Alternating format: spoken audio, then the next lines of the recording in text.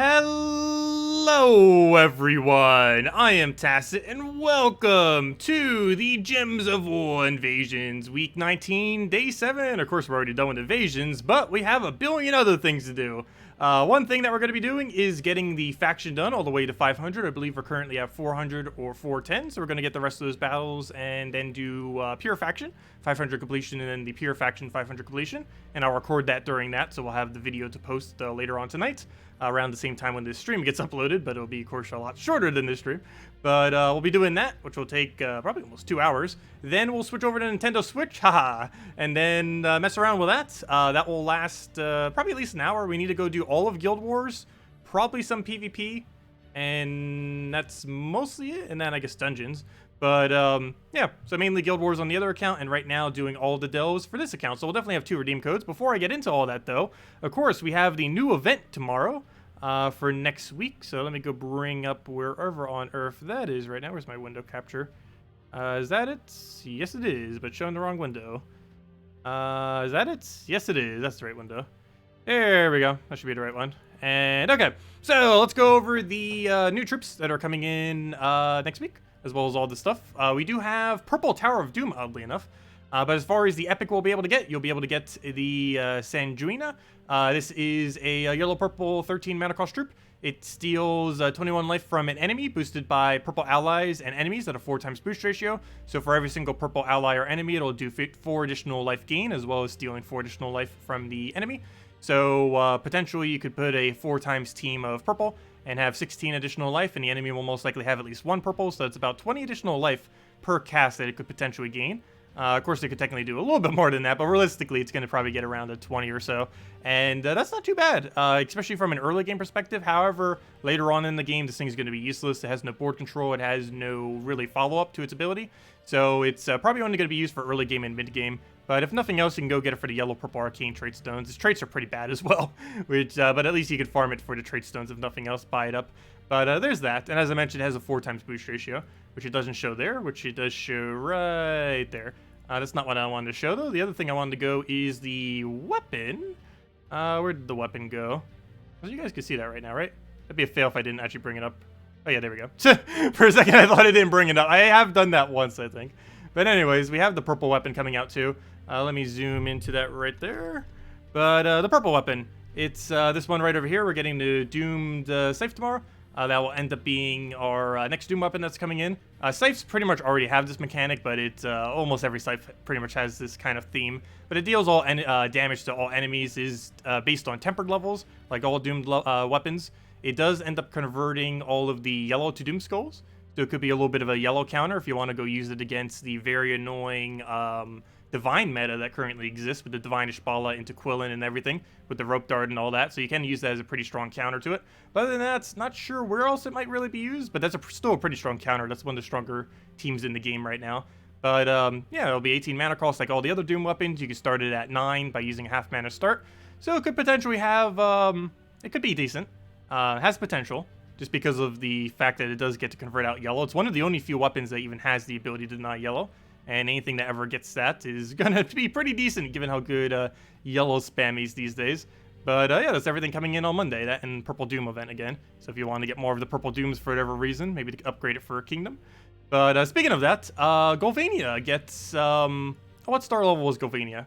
Whoops, I actually forget off the top of my head. Let me go check that real quick. Golvania tomorrow goes to, I believe, 10 stars, if I'm not mistaken. We get 1 additional HP. I almost guarantee that is correct. But yeah, I believe it goes to 12 stars to be exact. But yeah, all we need is 1 more troop, and we're getting 1 tomorrow. So never mind, it'll be exactly on it. But yeah, we'll be able to get 10 stars, and 10 stars is obviously relevant, as that is a whole extra stat. We end up getting 1 whole extra HP permanently on everything. So yeah, it's going to be nice. That'll be +3 instead of +2. So if you happen to have a Draculus, you'll be able to do that. Draculus is a pretty useless mythic. However, you can try getting it in the event key drop table if you don't already have it, in order to try to get it for the Kingdom upgrade. Might be considered worth it, since you would be able to get that extra HP. Anyways, I'm going to move this over so it's not blocking chat, so I can actually see chat. Hello everyone! Hello William! Hello Jesse! Hello Captain! Hello Corin! Hello Marcelo! Hello Raven! Hello Skelda King! Hello Damlix! Welcome everyone! So, where to go? Let's go and do our the rest of this event now. So this will take us a little bit, but gotta get it done. Gotta go and do all of the rest of these delves. We should have enough battle with the 6 that we currently have to be able to finish it out. I hope so. If we get 2 Val Ravens, that should be enough. If we get 2 Val Ravens, if we don't lose a single battle, that will be enough. So I expect that to be possible, but hopefully we don't fail any of these. If we're going to fail any of them, it's probably going to be level 500 Deathless, or it'll be the faction event. So hopefully that doesn't happen. Especially the faction event, because that'd be funny if we try recording it and then have to try recording it again. Haven't had that happen yet. We did it once on stream, but we haven't tried doing it a second time yet. This will be the second time. We have done it 3 times, but the first one was... actually, the first one was on stream too. But that was with multiple attempts, because back then it was completely random on if we were going to get it. Because we tried running it with the pure luck instant kill. Okay, also, is the stream lagging to anyone? Wow, it is buffering a little. Like, I can even hear it in the game with the audio doing its thing. Computer has been having a lot of technical issues today. Not sure why. Had some earlier today, too. It just hates me today. Technology, what are you gonna do? Let's see. Okay, yeah, we just go straight path to the higher rooms, and then we take up into the bottom 2. Seems to be a pattern that this delve tends to have quite a bit, to say the least. Okay, what do we even need here? Let's take a skull for now. Grab all that. That'll be full mana automatically off of that. Then we just go for right into the mountain crusher there. We'll get ourselves a yellow over there. Take it brown. We can then just mountain again, and that'll give us all the mana we need. And he's also devoured right now. I mean, he's stunned right now, so we can go devour him. Get that down. Throw our instant kill onto the Nyx, just so we don't have to deal with the mana drain there. Get our explosion on everything we need. And what else? Get devour on you. And I could have probably poked with that skull, but oh well. Let's go to full mana on something. Cast that again. And either one will kill it. What would you use for pure faction in this delve? I'm likely using one of each in order of the crab, into the Mirage Queen, into the Converter, into the AoE. Though I might put the Converter in front of the AoE. I mean, I might put the Converter in front of the Mirage Queen. But I still do not know order yet. We'll find out as we do it. But there's a couple different order. Really depends how you go. Some people have been running the AoE method, in which you run the troop that does AoE damage to all enemies and just kill it off of that. Some people, I believe, have even been running 3 or 4 of it. Or I think 3 of it. Obviously, you wouldn't run 4, actually, because you would need Mirage Queen at least once in order to have 50% mana start. But I believe some people are running Mirage Queen into triple the AoE troop, which wasn't my original plan, but oh no, I guess it would work. I'm still not sure what my final verdict is on that. There's a lot of different options. There's no one right answer to it. Almost any combination of them would almost work to a degree, as long as you're using Mirage Queen, and as long as you're using the at least one of the AoE one, you should be fine, because that gives you the stun curse option, which in combination isn't too bad at all.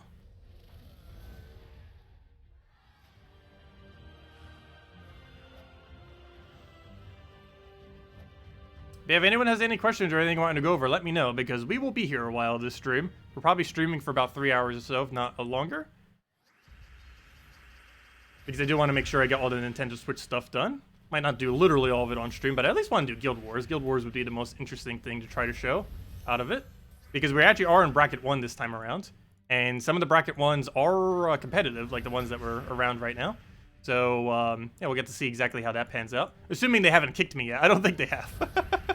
I know the guild leader, but my amount of progress has been a little bit towards the lower side. So, I've been meaning to do it a little bit more. Just haven't had time lately. It's not that big a deal, though. Should be fine. And we've been getting pretty close to the requirements on that guild. Plus, we've been doing the events that we need to, like Guild Wars, pretty decently. I think we're actually, not Paragon, but I believe we're the one below Paragon right now, if I'm not mistaken. In the other guild. On the Nintendo Switch one, that is. But then again, we're actually Paragon in our main guild, which is kind of funny. We're 2 Paragon weeks in a row. I don't think we've ever triple Paragon, so hopefully we'll be able to go perfect flawless score next time around. We'll be able to go a triple. Doesn't really matter, though, what position we were in, but it's a lot easier to test defend teams for videos if we are the Paragon, since it gets the most amount of battles of any slot within the guild during a Guild War event. Okay, we'll take this, take the bottom, go from there. After watching your video on the new Mythic Arachne Weaver on PC, oh yes, they ended up changing it pretty much right after release. They ended up buffing Arachne Weaver twice since its release. The first buff that they ended up doing is they gave it a 75% chance to summon a web spinner rather than a 50% chance to summon that useless spider thing. I think it was Tome Spider or whatever it was called. But yeah, that used to be its trait. But then they also did another buff to it, indirectly, but it's also technically directly. They made it so Web Spinner does triple damage to webbed enemies, which is very convenient because Web Spinner's ability, of course, places web on all enemies, and then you can end up getting triple damage immediately off of it. Because the problem that happened before was right when you get it summoned, you obviously wouldn't really have it poisoned in most situations.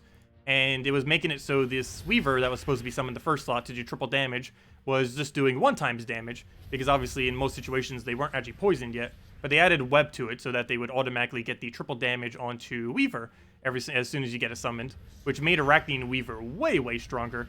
We currently have it on Nintendo Switch version as well. We got really lucky with it. It's one of our only 3 mythics. We only have 3, not that many yet, but Arachne Weaver is insanely good. And even though we just got it the other week on Nintendo Switch, it does have both the buffs on Nintendo Switch version, so it's just as strong as it should be.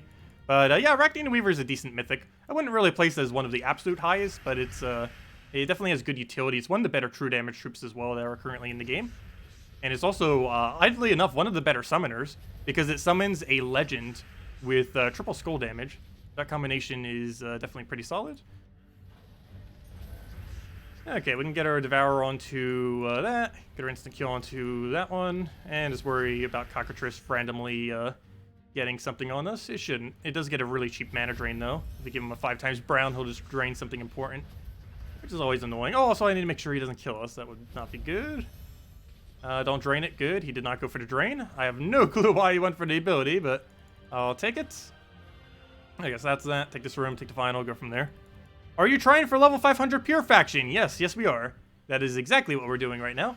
We're going all the way to 500 Pure Faction. As I mentioned earlier, we'll be streaming for about 3 hours. 2 hours will be getting to that point, and the other hour will be Nintendo Switch and mainly the Guild Wars on that, probably. Maybe we'll mess with something else. But yes, that is the game plan. Okay, so let me get a Devour on him. Everything else on this team has immune to Devour. That thing has immune to Stun too, right? No, you did not. So I'm actually going to wait for him to randomly take a skull so I can go Devour him. And I will instant kill the other one. So he's stunned, so now if we can just get that to full mana, we can Devour, as long as he stays stunned. Which he should. And there we go. And now we just have to go and throw, what's his name at it? The Zugoff. There we go. Goblins? What about goblins? What image are you showing? Why is it not letting me show your image? Another moderator just handled this. Oh, someone else already did it for me. I didn't even realize YouTube ever sends that message. Interesting. Let's see. What's this image of which you just posted? Come on. Loading, loading, loading. Which also reminds me, I still haven't set up the other stream thingy yet. Haven't finished doing that. I really need to do that soon. Because I want to test something with it to see if it'll make the connection a bit better. Let's see. It won't make it more stable, but... Oh, you put it underneath the, the avatar of the last Nobender. That is pretty funny. With the Nobin brothers. Unfortunately, Nobin brothers isn't really that meta these days. Though out of the goblins, I guess it's still one of the better ones. It still ran in the context of, like, Fizz Bang into Nobin brothers. But, I don't know. It's seen better days. Even though it's never been nerfed, it's just been better in the past. Well, actually, I shouldn't say that. It has technically been nerfed. It used to have 70% mana gain off explosions, but now it's 50%. It used to be 100%, now it's 70, and now it's 50 across all explosions. But explosions are still ridiculously broken, even at 50%. You'll probably notice that like half the teams I ever run probably run explosion spam, just because even at 50% mana, it is still excessively good. Which is kind of funny, because in all the Puzzle Quest games, they actually had it at 100% mana, and it wasn't really that broken. But I guess it's just because the balance of those games were quite a bit different than how they have Gems of War balance. Also, wow, he's got a lot of shards from that. There's a level 9 chest that just gave us 176 shards. That is perfectly fine. But we got that. Let's see, we should be able to just go down the line there. Unless this is a 1.25, in which, nope, it's only 1.2. So yeah, we go to that line. What's this one? That's a 1.25, so we go there, there, there, there. And yeah, why do we keep getting 1.2 rooms? That keeps being 1.2, that keeps being 1.2. They're normally way higher than that, but oh well. Would you use Rock Troll in second spot if, and Iron Gut in third if you did not own Zugoff? You would use Apothecary. Apothecary would work a little bit better. You go Mountain Crusher, Apothecary, Iron Gut, Possessed King. Or you go Mountain Crusher, Iron Gut, Apothecary, Possessed King. Or you can go, basically just switch them. Or you can go Mountain Crusher, Apothecary, Iron Gut, Mirage Queen. Because Mirage Queen will give a curse to all enemies. And in the context of Delves, that will basically just allow you to automatically be able to devour everything. Which is obviously important, given that his whole mechanic is devouring everything. Okay. What do we even grab here? Let's take a instant kill on the Converter. So we don't have to deal with that. Take a Mountain Crusher on everything. Sure, probably taking that Skull first, but I don't think we're going to kill him with Skull, so it shouldn't matter much. It will. What else do we need? Let's take that for the brown. And then we can just Mountain Crusher into what should be full mana. Yeah, there we go. Grab that, get our kill, and that's that. Yeah, I never thought about trying to put a troll onto this team. I guess you could. Rock Troll would probably work the best if you were to put any troll into this team. Putting Rock Troll in second slot, go Mountain Crusher, Rock Troll, High King, Iron Gut, Possessed King. But, I don't know, I would personally say Apothecary is safer because of Cleanse. And it also has board control rather than a gem spawn. But of course, if you're using Titan Hero class, which you might be, you would get half mana start onto that, whereas Apothecary would need 10 mana. The Troll would only need 6 due to the half mana start. I don't know, it really just depends which way you want to go with it. Yeah, I guess Rock Troll would work.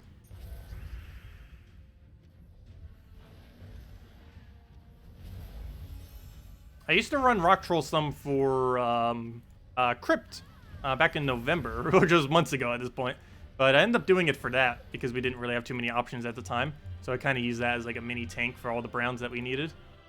With all the better brown weapons. And it's still viable to use as an Apothecary alternative. Just depends what you're trying to go for. Also, Ray, no worries. We will be getting over to those events soon.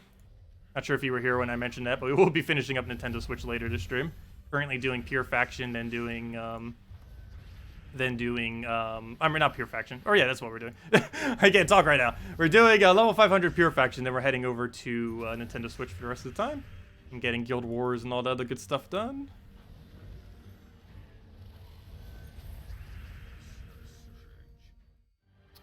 Let's see. Do I know what a good Pure Faction team is? You're still getting destroyed even at potions?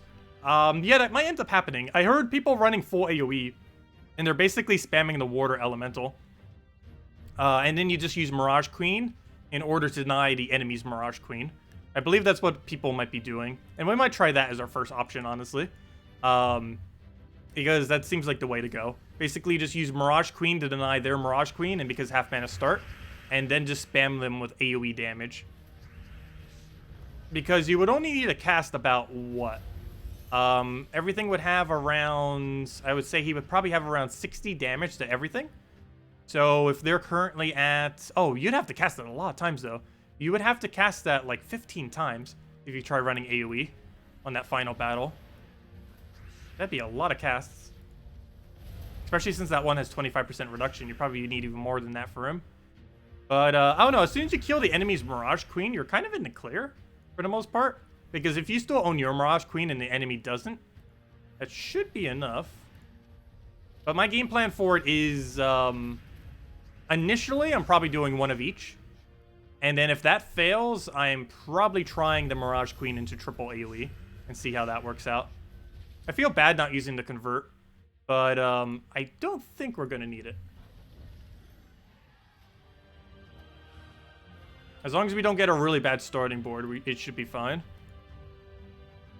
But I will be trying one of each first, in order of Crab, Converter, Mirage Queen, and the AoE one. I keep forgetting its name. Actually, all of them I keep forgetting the name other than Mirage Queen. Because out of all of them, that's the only extremely relevant one. I guess technically that stun AoE is also somewhat relevant. But if you own, what's his name? If you own Obsidious, you don't need the stunner that came in. So if you don't own Obsidious, that new stunner that came in, that blue, that brown-blue AoE stunner, That is the best stunner in the game that isn't Obsidious. Second best in the game. And for its rarity, it's pretty solid. It's only, what, a epic? Was it epic or ultra rare? I forget. But it was 1 to 2. And it's the second best stunner in the game.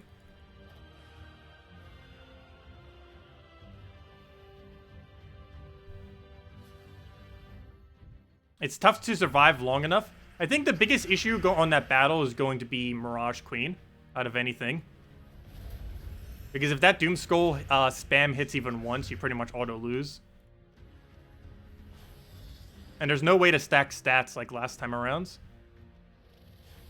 Also, what delve level are you guys running at, by the way? Are you running at 100 or 200? Any of you who are currently not able to do it? I'm kind of curious. Because we are going to be running at 200, so we might be able to do a little bit better at it just because we're going to have more stats.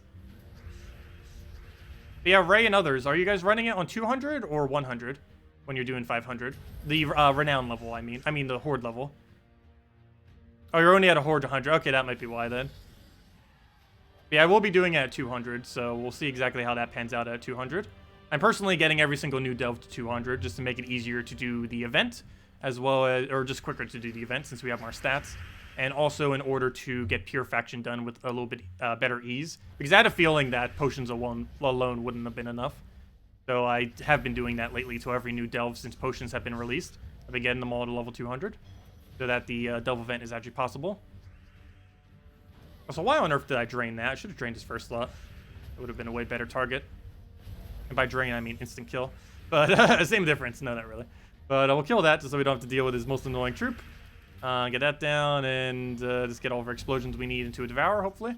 Or not. Okay, we'll throw that again. And full mana, perfect. And then we just Devour, kill him. There we go. Oh yeah, it doesn't necessarily have to be exactly 200, obviously. But you might want to consider getting it higher than 100. Like 150 or something like that. Because unless you bought a lot of tier 7s, it might be a little hard to actually run them at level 100 hordes. Unless it's a really easy delve week. But this one isn't particularly that easy. Mainly because Mirage Queen. Of course, you can get lucky on your Mirage Queen, but if the enemy gets lucky on theirs, it's pretty much an auto-lose. Because it's basically a guarantee you lose one troop. Oh, what am I doing? I can't cast this. Fail. I didn't mean to do that. Okay, we'll just kill that then. Oh, no, that actually missed. I gotta be careful. I don't want Hero dying on us. I'll take that over. Well, at least he stuns now, so now I can Devour him. Okay, now we just need to worry about this guy. I guess we try converting him. Or no, never mind, we won't. We'll just take him right into this. Doesn't matter if he gets an extra turn, because he's frozen on it anyways. There we go. Hello, Nina! Welcome! So hello, Ice T. And Chad. And anyone else I might have missed. And Corn. Welcome, everyone. Okay, final battle. And several more delves to go. Well, at least we got a lot of shards along the way. We're going to have like 8,000 shards by the end of this event or something. I think we had like 6,000 something earlier. I keep forgetting how ridiculously high amount we keep getting from this. The amount that we got just from this event, from trying to complete out 500 to Pure Faction, is actually enough to max out literally everything in the faction to max if we had to, from scratch. That is how many that's how many shards we end up getting from this, which is quite nice. But on this final battle, when we have to do this Pure Faction, that right there is by far going to be the most annoying thing. 33% score reduction and a nice convert. Plus that curse could potentially come into play. He does have curse stun. Also, wow, 112 damage. Wow. By the final battle, that's going to be like 130 that we'll have to deal with. That's also not too small, because that would probably 3-shot our team just with AoE damage, not even counting anything else, just AoE alone. So yeah, I think we just have to go with Mirage Queen and hope we get lucky then. Maybe I do ditch the crab then, because we might need to go into... Wait, they don't have immune to Deathmark, technically. I forgot about that aspect. Some of them kind of do. But we can stun them or curse them. One thing we could try doing is attempt Pure Faction when we see we have a Deathmark room. Because we can get a Deathmark room over in the top right. There's 2 of them that could potentially be a Deathmark room, if I'm not mistaken. Both the 2 top right rooms. This one could be a Deathmark room. They can't both simultaneously be one. But this one could be a Death Mark room, and this one could be a Death Mark room. If we can get lucky enough that one of our first 2 500 battles is a Death Mark room, then right here, then we could just do that room, that room, that room, go grab our Death Mark real quick, and then take out the final battle and have Death Mark to use for it. That does mean we'd have to beat this battle with the Pure Faction team, but other than Draculus, that really isn't that intimidating. I guess Werewolf constantly converting back and forth could maybe do that. But, yeah, the Death Mark would be very, very useful. Because if we could just instant kill off of Mirage Queen, Skull Spam, and then get another Death Mark to kill another one, that would pretty much guarantee us the win on that. But we'll see. Yes, that's just keep going higher as we go and get there. What's our order here? It looks like we go, yeah, we take that, and this is the 1.4. No, it is not. So we go and just do that order then. Take the treasure room all the way in the top right last.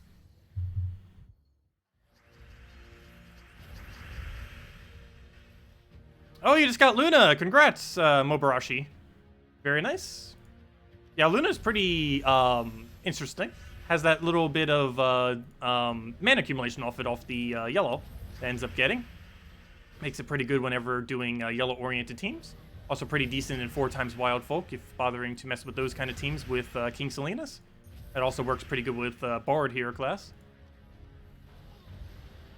The only slight downside to it is as a pretty inconsistent on what it actually does, because it could do any positive stats effects in the game to your team, or any negative stats effects to the enemy. So what exactly it's going to do is extremely broad, but overall it tends to be pretty good, and if nothing else, it's normally used for its last trait, if nothing else.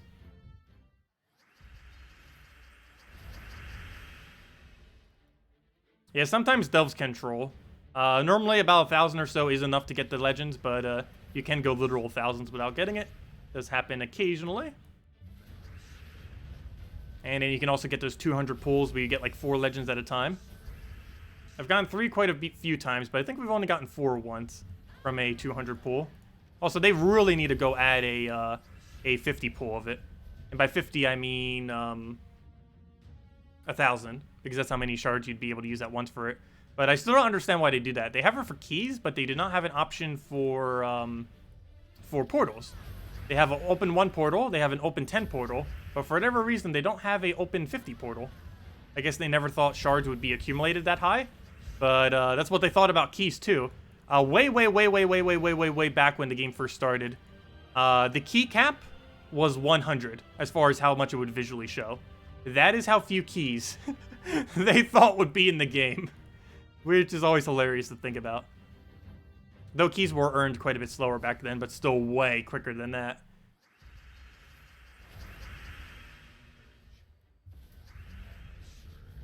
I always find that pretty funny. It was once 100 cap, and it wasn't actually a cap, it still let you gain more than that. But as far as like what it visually showed, it only showed up to 100. And then they made it so it would only show up to 1,000, or 4 digits. And now it shows up to what I think is infinite digits.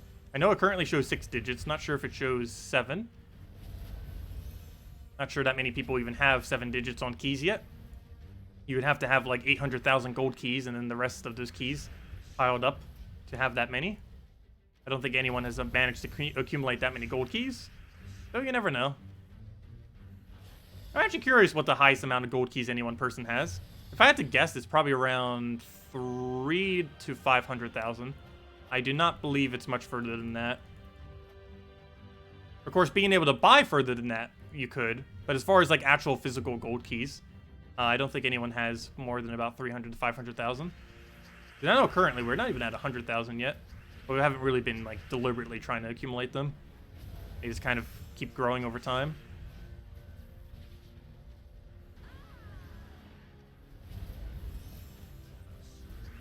Okay, we'll get that down. Get our mountain. You opened a 200 pack of All-Seeing Eye today and got 4 troops. Then 3. Oh, wow. Very nice. Very, very nice. The best thing to ever see is when you get 2 mythic treasures or more in a single pull. I don't think I've ever gotten a triple, but I have gotten a double a few times.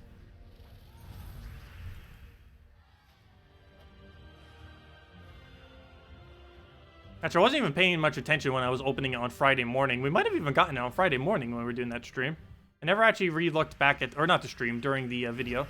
I didn't actually look back at that video yet to actually see what we got during that. I recorded it kind of quick in the morning at the time because it was running late because the alarm didn't go off, so I was like, just gotta get it out already. I think the stream even was out like a half an hour late because I wasn't up yet, or because I was waiting for the video. And the stream lags way too much if I try uploading while simultaneously streaming. That is a really bad combination because it just tanks my upload speed while also tanking the stream. You have 125,000 gold keys? Yeah, I'm pretty sure most people are around 100,000 to 200,000. Like a good majority of late game people. Or I should say end game people, I mean. Like the people who would have used all their gold keys every single new kingdom that don't exist anymore. And now they're just saving it for the next new kingdom whenever that eventually comes. Whoever knows when that is. They might not even be adding any more kingdoms ever. But it did say they might consider it, so we'll see. Is there a reason not to spend gold keys immediately? In the current state of the game, no. There is no reason to not spend your keys immediately. You should, in theory, be using all of your keys immediately. The only reason people are not using their keys is out of habit, because way back in the day, and by back in the day, I mean like 9 months ago and prior, a new kingdom used to come in about every few months. So people just had the habit of saving all their gold keys for whenever a new kingdom comes out, because it was required in order to get the new common, and it just kept requiring more and more gold keys every single time. But that no longer exists anymore, because we haven't gotten a new kingdom for like 9 months now. But everyone who's still accumulating gold keys is holding out for the fact that they might eventually end up releasing another common that is from a kingdom. So that's basically why everyone's saving their gold keys in late game, or end game I should say. But no, there's theoretically, other than that, assuming they don't ever add another kingdom, which is still up in the air if they will or not, there is really no reason other than that to hold gold keys. You're better off just getting all that gold, glory, gems, and all that up front. Especially if you haven't already maxed every common in the game, then definitely open your gold keys. But if you already have every common in the game maxed, then yeah, you might as well just hold your keys. Because there is a small chance another kingdom will come in to the game. It might not be anytime soon. It could be another 4 or 6 something months from now. But there is still a chance another a kingdom could come in. They didn't roll it out as a possibility. Of course, factions and new factions coming out is the replacement for new kingdoms. But if they think of some kind of premise with some kind of mechanic for a kingdom, they might end up releasing it sometime in the future. They're trying not to overpopulate the game with kingdoms, which is why they stopped doing it for the whole faction system instead. But they have not rolled out adding more of them. And it would be excessively hard to get that common when they do that. Because you're going to have to get it mostly off of gold keys, off of just random luck. It won't require that many gold keys. I believe it will only cost around... Did the stream just go down? Come back, stream! Okay, we're back. Sorry about that. Stream being mean. But, sorry about that. We're back. But yeah, what was I just saying? Oh no, I just forgot! I was just about to say something. The classic stream dies and then I forget what I'm talking about.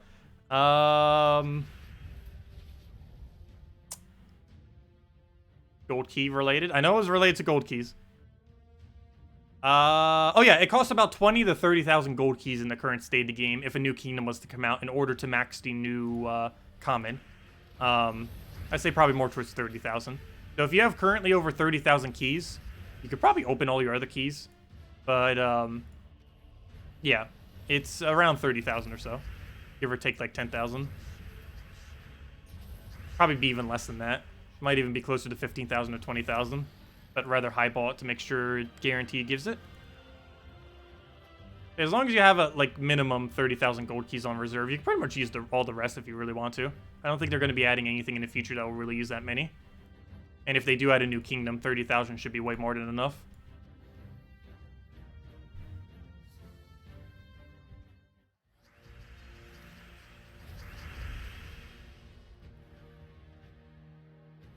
Oh, you're trying for Dawnbringer on Nintendo Switch version? Very nice. Yeah, I haven't tried doing the grind for that yet. I'm not sure if I'm ever going to do the grind for it, honestly, on that account. It takes a long amount of time to try to get it. But that's very nice that you've almost gotten it already. I'm not even sure if anyone even owns one yet on Nintendo Switch version. I know I haven't been going out of my way for it, but I don't know, someone has to be pretty close. Well, you're obviously pretty close, but I'm pretty sure someone else might have gotten it by now. I kind of expect at least a few people to have it, because it has been almost like, what, a month and a half now? So, All those souls could have theoretically been obtained in a month if someone would have just gone extremely heavy into soul farming, especially if they randomly got a fair Shra. Whoever was lucky enough to have a fair Shra could have easily have done it in like 2 weeks if they really wanted to. Oh, you meant on Xbox. Oh, never mind. My bad. Yeah, it's still a great weapon to get regardless. It's a great utility barrier option. It just takes forever to get. This is the biggest issue with it. Oh, there's several on Switch. I haven't seen one yet on Nintendo Switch version, but I also haven't been playing Nintendo Switch version much. I've still been playing it daily, but mostly just to do dungeons and stuff. And to do the guild requirements.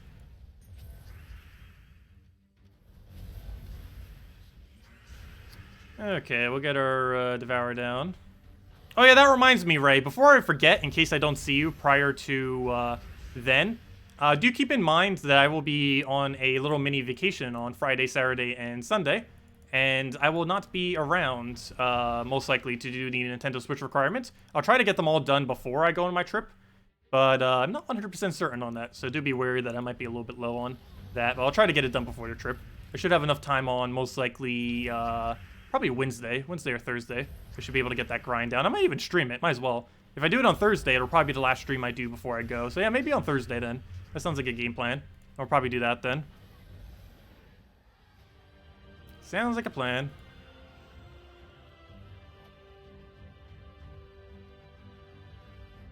Let's see. Okay, we'll go up to that point. Go for our 1.5 times room.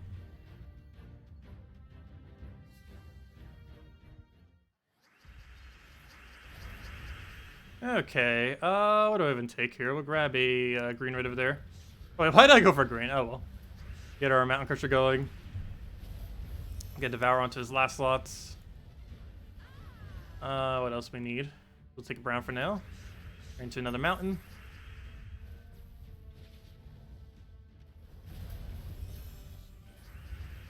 Oh yeah, I definitely need to make sure to claim the 1,500 gems tomorrow. That's gonna be insane.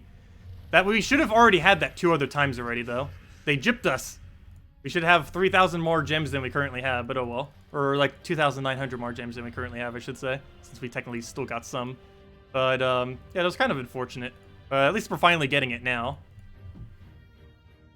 Like a month and a half late, but oh well. We're finally getting it.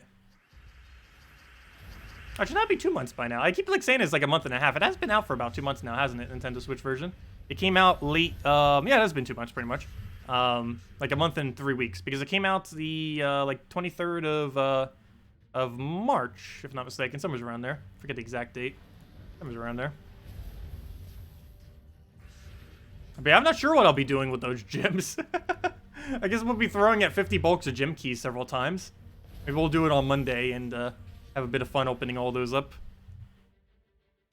Because I already have a decent reserve of gems on there. I think I'm currently sitting on 1,000, which for mid-game is a perfectly fine amount of gems to have. Until late game, I would want to have a 5,000. And by late game, I would want to have at minimum a 10,000 reserve on our gem stack.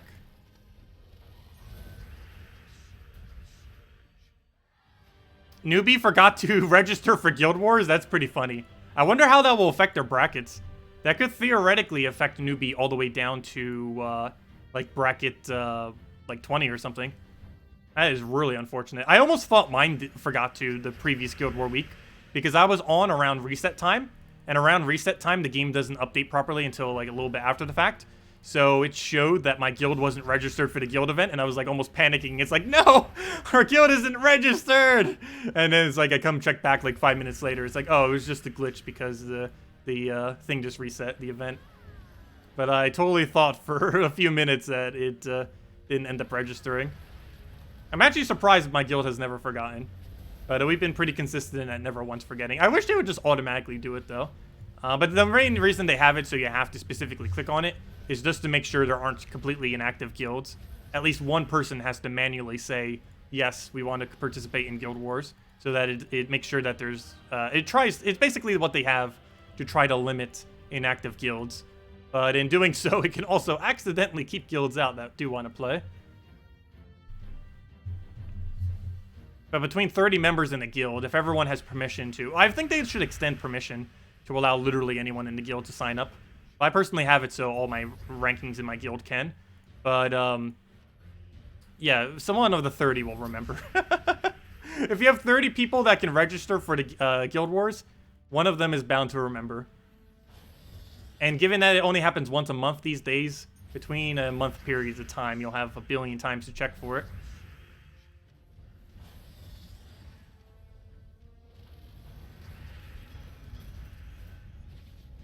Yeah, every time you remember to do it, someone already did it. That's how I feel. I don't think I've clicked the register for Guild War Battle for like 7 months now. Just because it's always clicked every single time I check it. Speaking of that, let's see if we are registered for Guild Wars. I'm almost guaranteed we are, but... with that being said, where's Guild Wars? Don't forget, everyone, go check your Guild War real quick. Let's see, are we registered? Yeah, we're already registered. You're registered for the next guild. Yeah, every single time I ever check, it's already clicked. I think people wait at like the exact second that it resets after Guild Wars and they just click on it. I wouldn't be surprised if someone in my guild actually does that. Like 1 hour as soon as it resets after Guild Wars, they remember to click it each time, just so no one else has to. I'm pretty sure someone in my guild does it. I know people do that for Tower of Doom, which has been pretty convenient. Because I don't even need to type it out anymore. My guild just does it themselves. So it makes it a lot easier since I don't need to actually worry about it much. Especially since I'm not normally on at that time. It's reset time's obviously at 3 a.m. Eastern Standard Time, or at least for the Eastern United States it is, which is a horrible, horrible time since that's the middle of the night. But Giovanni and a few other people normally have that taken care of.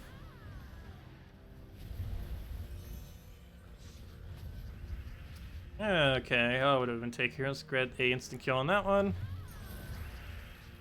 And I just need to get the last little bit of mana, throw Mountain Crusher down, and go from there. Get herself a Devourer onto his troop. And there we go. Okay, what path? This one. That's the whole reason why we went here. So we take this, take the top right, and then take the treasure room.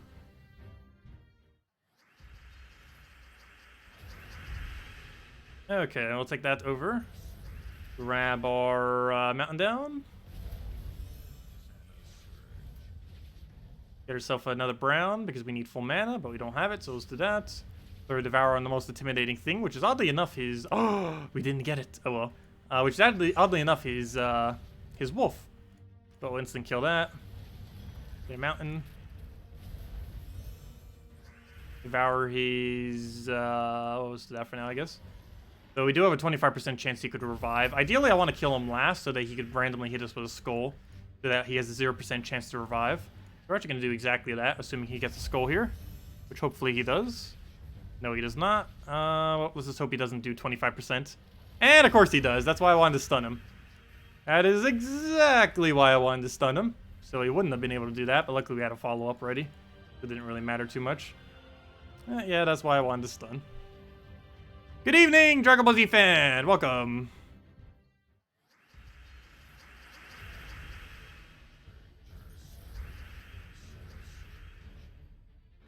Okay, we'll get a Devourer on that. Get our explosions everywhere. Take a Devourer onto his thing right there. Load everything again. Instant kill his Raven. Oh, never mind. Instant kill the other one because we stunned it. The awkward moment when stun's a positive stats effect. Very, very rarely is that ever the case. It's so rare that I believe, for the most part, the only instance where it's really actually a positive stats effect is if you have multiple stealthy. There's some very, very rare other instances, but the most noticeable one is with stealthy. Hello, Kano! First time catching me live. Well, thanks for that. Glad you could make it out. But you appreciate the informative videos. Glad I could help. If you ever have any questions, feel free to leave it. They've helped you a lot in learning Gems of War in the past 6 months. Well, glad they were able to help. Very nice. I'll be covering more guides soon. Next guide-like video will be mainly going over the new legend that came in, Mirage Queen specifically. Really great legend. It's actually the best faction legend in the game. Or at least I would think so. Luna's pretty high up there too. But overall, I would say Mirage Queen's probably the overall best. Especially since it has half mana start elemental. So we'll probably be doing a video on that. Should be up tomorrow at some point. I'll probably record it tonight, but it'll be up tomorrow at some time. But yeah, I'll be covering that next. And of course, we'll be going over Monday's event sometime tomorrow for recording that. I'm also going to be trying to preemptively record some stuff tomorrow if I still have some time, because I do want to try to have at least something pre-recorded for when I'm gone for the weekends. Even if it's only one video. But ideally, I do want to try to get 2 or 3. Not sure if I'll be able to cover Bounty Hunter, though, because I'll probably be sleeping that morning, and then I need to go on the flight as soon as I wake up on Friday.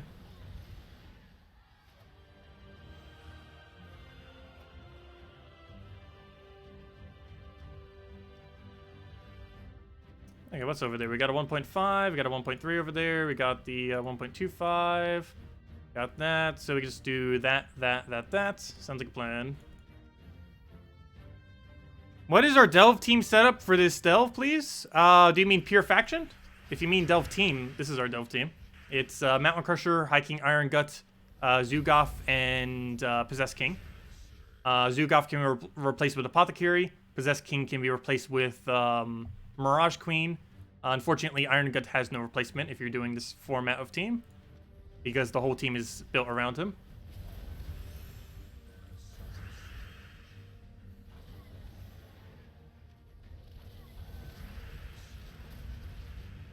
But yeah, Iron Gut's like one of the top few mythics, I would say, really in the entire game these days.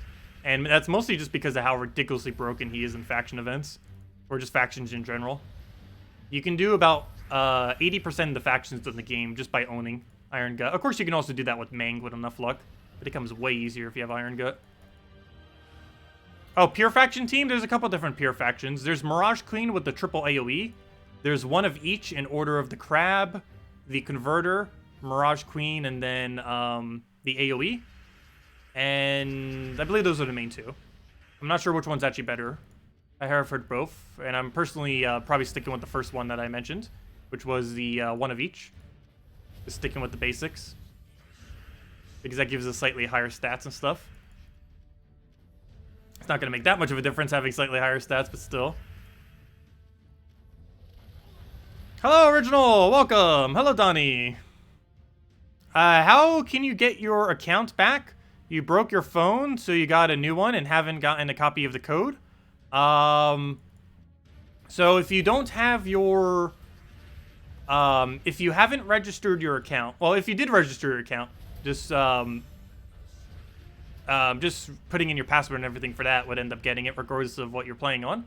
However, if you didn't end up registering it or anything, contact Gems of War support on gemsofwar.com, then go under support, then click on submit a request in the top right. You could also do so through the game by going to settings, clicking on help, and click submit a ticket, and I believe that brings you to the same page. But fill out that form, and they'll get back to you. Basically, you need to know what your hero class was named, ideally, or you should know that. Ideally, what level it was, or approximately what level it was. And one thing that would help a lot is if you happen to remember your invite code, if you happen to have that copy-paste. And if you don't have that saved anywhere, double-check the redeem code section, because if you have been reclaiming redeem codes, the autofill saver, if you're using like Chrome or whatever you might be using, might have auto-saved your username there, or your invite code. So if you don't happen to know your invite code, it might be there if you don't remember it. But you should be able to do it, hopefully, just with your name of your account and level. However, that's not necessarily always enough, but just contact support with as much info as you know. Like if you had a certain amount of mythics or, you know, like really specific info that a normal person probably wouldn't know about the account, and you might be able to get it back that way. But yeah, make sure to have your account registered. You do so over in this area. Makes it a lot easier to get your account back. So easy that you don't even need to contact support. You just go and do it through your email. Even if you forgot your password, you can just do it through your email.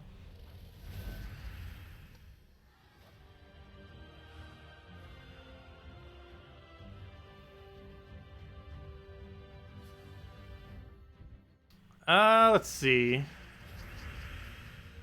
Let's see. Hello, Detective. First time commenting. Well, glad you could join us. Well, actually, you've been watching us, but glad you could comment. Let's see. You've been running Life and Death, Apothecary, Egg Thief, and Cedric. Sounds pretty solid. Though I think Skeleton Key does work a little bit better there, but definitely an interesting format of the team. different way to run it. Not sure what's a good team as you don't have the mythic you're using. Though you... oh, I see. You're using it for a faction. Okay, that makes a little bit more sense while you're using life and death then. You're trying to get kills off the death mark. Okay, that makes sense then. You have enough diamonds to craft one. Just waiting for the rotation. Oh, if you could only have one mythic to help you with factions, it's hands down Iron Gut. Hiking Iron Gut. He's by far the most powerful thing in factions. And the teams that use them are super cheap. You use like Mountain Crusher, Rock Troll, Iron Gut. You can use Mountain Crusher, Apothecary, Iron Gut. You can use pretty much just anything. Just Mountain Crusher into Iron Gut alone is pretty much enough to win every delve for the most part. So highly, highly advised it would be that one then if you're looking for something to help you with factions. Okay, what do we go for here? They have so many immunes currently. I guess we'll go and kill his last slot. He'll take a skull and get stunned so we can then devour him, and then we'll just have to worry about the other one. And just kind of go from there. So... Still hasn't taken a skull yet. You know, I should have tried converting him there instead. But looks like we'll just have to go for the kill then. So we'll do that. He still hasn't taken a skull. You know what? Let's go for the convert. There we go. Now it doesn't matter if he takes a skull. We'll die regardless. There we go.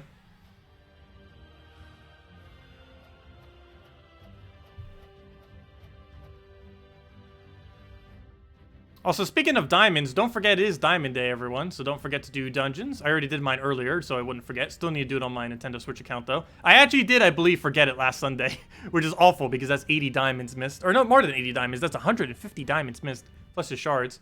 So it's more like 160 diamonds then, somewhere around there. But, yeah, don't forget to do Diamond Day. There are so many diamonds.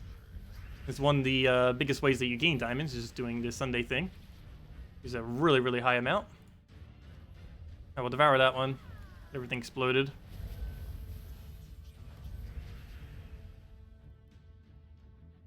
What do we take here? Let's move that over for now. Grab a Mountain Crusher down.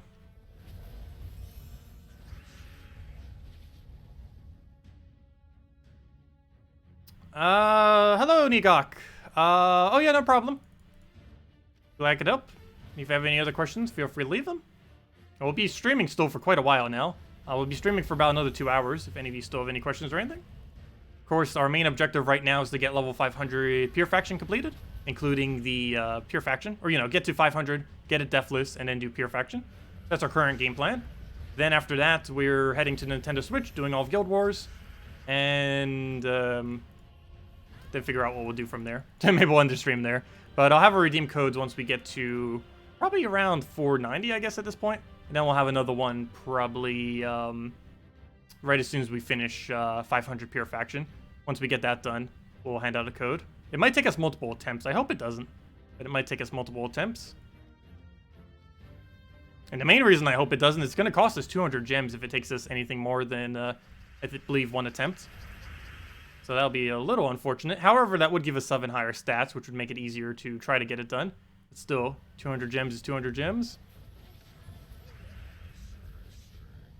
Okay, we'll get a Devour down on that. Oh, you did not Devour. What are you doing? Come on. 89% chance and you still can't get it. Let's take the yellow for now. Grab a brown right over there. And then we can throw that into instant kill into probably the Devour. So with that, throw that down onto his last slot there. Then we can get another Mountain Crusher. And we'll do that. And there we go. Oh yeah, Game of Thrones. Oh yeah, I forgot about that. Finale of Game of Thrones. I should have done the stream a little bit earlier today. I completely forgot about that. It is the finale of Game of Thrones. But yeah, I hope you all enjoy Game of Thrones. That is in, what, 3 minutes? So yeah, our viewer count's about to die in a few seconds. Forgot about that. I'm not sure how many of you catch Game of Thrones. I personally don't follow it much.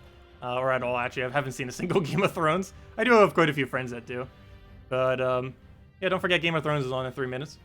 Otherwise, we'll be here doing our stream. Actually, by the time Game of Thrones ends, we'll probably still be streaming if any of you are leaving to go see Gems of Throne. So if you're still up, feel free to catch us again. Because we'll probably still be going at that point. And the only thing you might miss is Pure Faction, but we'll have the video up on that later. 500 Pure Faction. That probably won't be up till, like, tomorrow morning or later tonight. But it will be up. Let's see. Of course, we'll be doing it on stream within the next hour or so. but the video of it won't be up until it gets loaded later tonight. Gems of Thrones.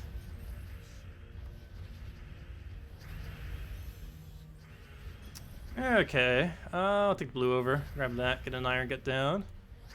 Take a purples over, and then just instant kill him off of the Zugaf.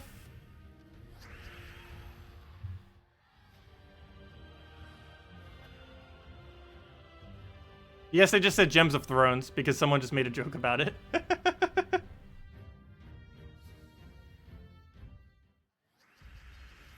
Do I know what pure faction team I'll be using? I'm still contemplating between one of each, or doing Mirage Queen into triple AoE.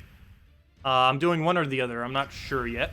We could also theoretically do double Mirage Queen into double AoE. However, do keep in mind that is only 50% mana start. That is not 100% mana start. The two 50% mana starts do not stack. Anything that ever gives your team a bunch of mana, these traits do not stack. So if you have two things that have this 50% start, it'll only give you 50% total. They did not add at all. The way that percents work as far as mana start is it will take your highest percent. So if you have 50% and 75%, it'll give you 75%. If you have 50 and 50, it'll give you 50. If you have like a 10% and a 50%, it'll give you that 50%. But it only gives you the highest one. It does not stack the two, unfortunately. So that would be pretty broken, which is why they don't have it like that. Because then obviously using double of any of the troops like that would give empowered to two other troops, which would be excessively broken, which is why they don't have it like that.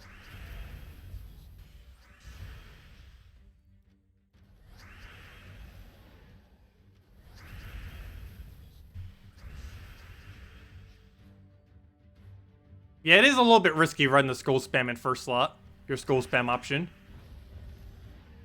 Which is why I wanted to do one of each first. One is because that gives you higher stats so you don't die. And the other is just to make sure we have a useless tank up front that we don't really need.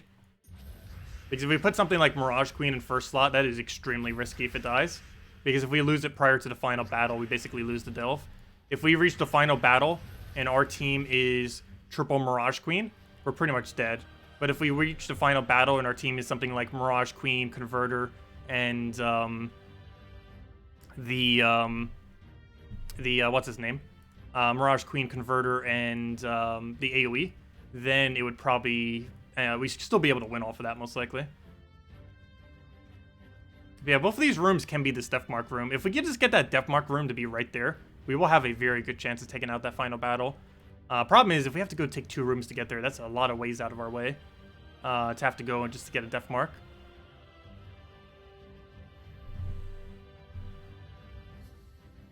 What system am I currently playing on? I'm currently playing on PC. Though we also have everything hooked up to play on Nintendo Switch, which we will be doing later this stream.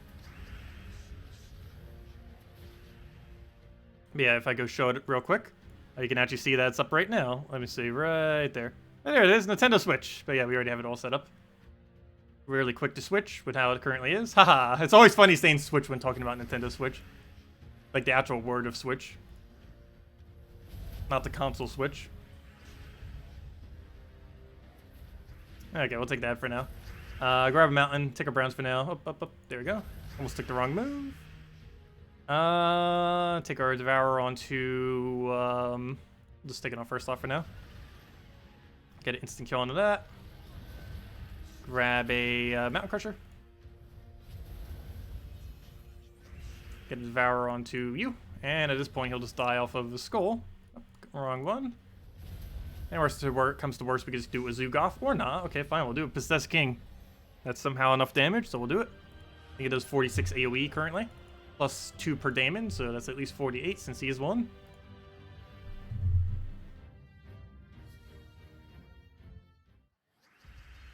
Merline silenced your AoE and now it's over. That hurts. Yeah, it's actually the reason why I'm considering putting Mirage Queen in second slot and not third. If we lose our first slot, which is probably going to happen, I want to have the higher skull mitigation off of our Mirage Queen. Because I don't want to lose our first 2 slots. Because if all of our team is Mirage Queen into the AoE, we're probably going to lose. But if our team was Mirage Queen Converter AoE, then we could probably still win it. Even if we're missing our first slot. But we'll see when we get there. See you, Ray! See everyone who's leaving for Game of Thrones. Have a good time. Hope the finale is good. Let me know how it is if any of you come back after the fact. Don't spoil, though. I'm not sure if I'll ever be watching the entirety of Game of Thrones. But, I know almost nothing about it. Which I want to keep it that way in case I ever do watch it.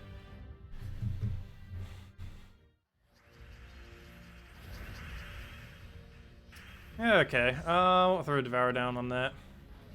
Get a mountain.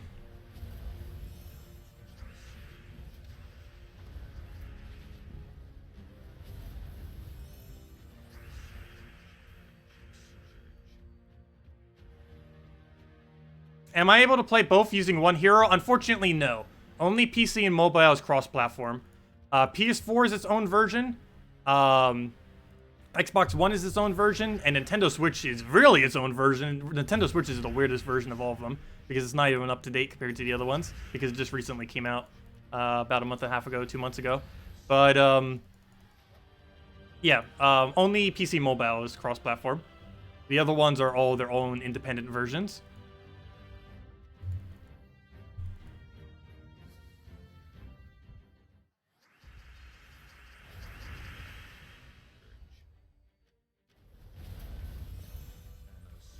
Okay, let's get Devour on Shegra, because it's the only annoying thing on his entire team. I say that, and that's probably going to revive a billion times now. No, it shouldn't. It's actually pretty bad at reviving. It's only, what, 20% chance? It's really low. Though it does have a little bit of a loop to its ability. This is where its annoyingness comes from. That's pretty much match. At this point, I might as well just take double skull at it. Is that enough damage? Yes, it is. 53. And he's dead. Don't even need a skull.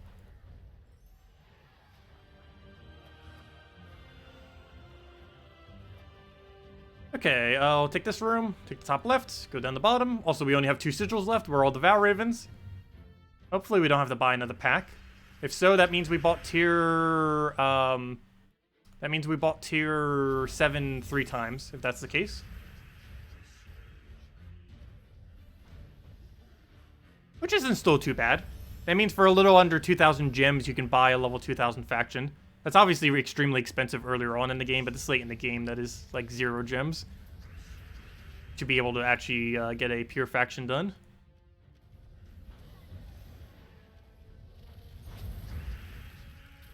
Okay, we'll take that down. Grab a Devour on that. Also, do keep in mind, they will be doing something in the future to make pure faction slightly easier.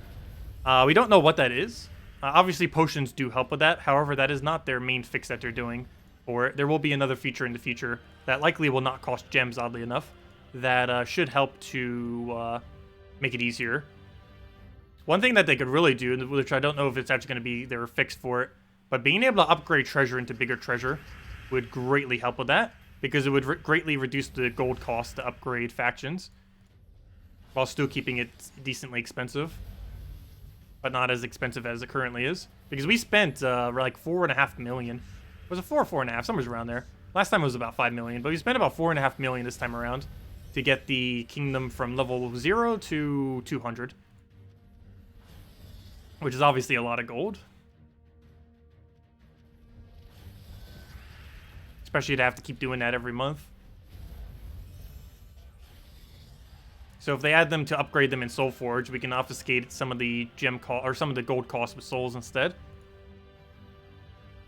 which would make higher level delves way easier, since you'd be able to have higher horde levels with for a cheaper amount. It'll still cost a lot of resources, but it will cost resources that people actually have, rather than ones they don't have. Let's see. Take that. Grab blue over there. Because most people don't really keep an excessively high reserve of gold. I think most people only keep around like 5,000 to 50,000 on reserve at any given time. Most people don't have literal hundreds of thousands. I'm pretty sure there are some amount of people that do, but very rare.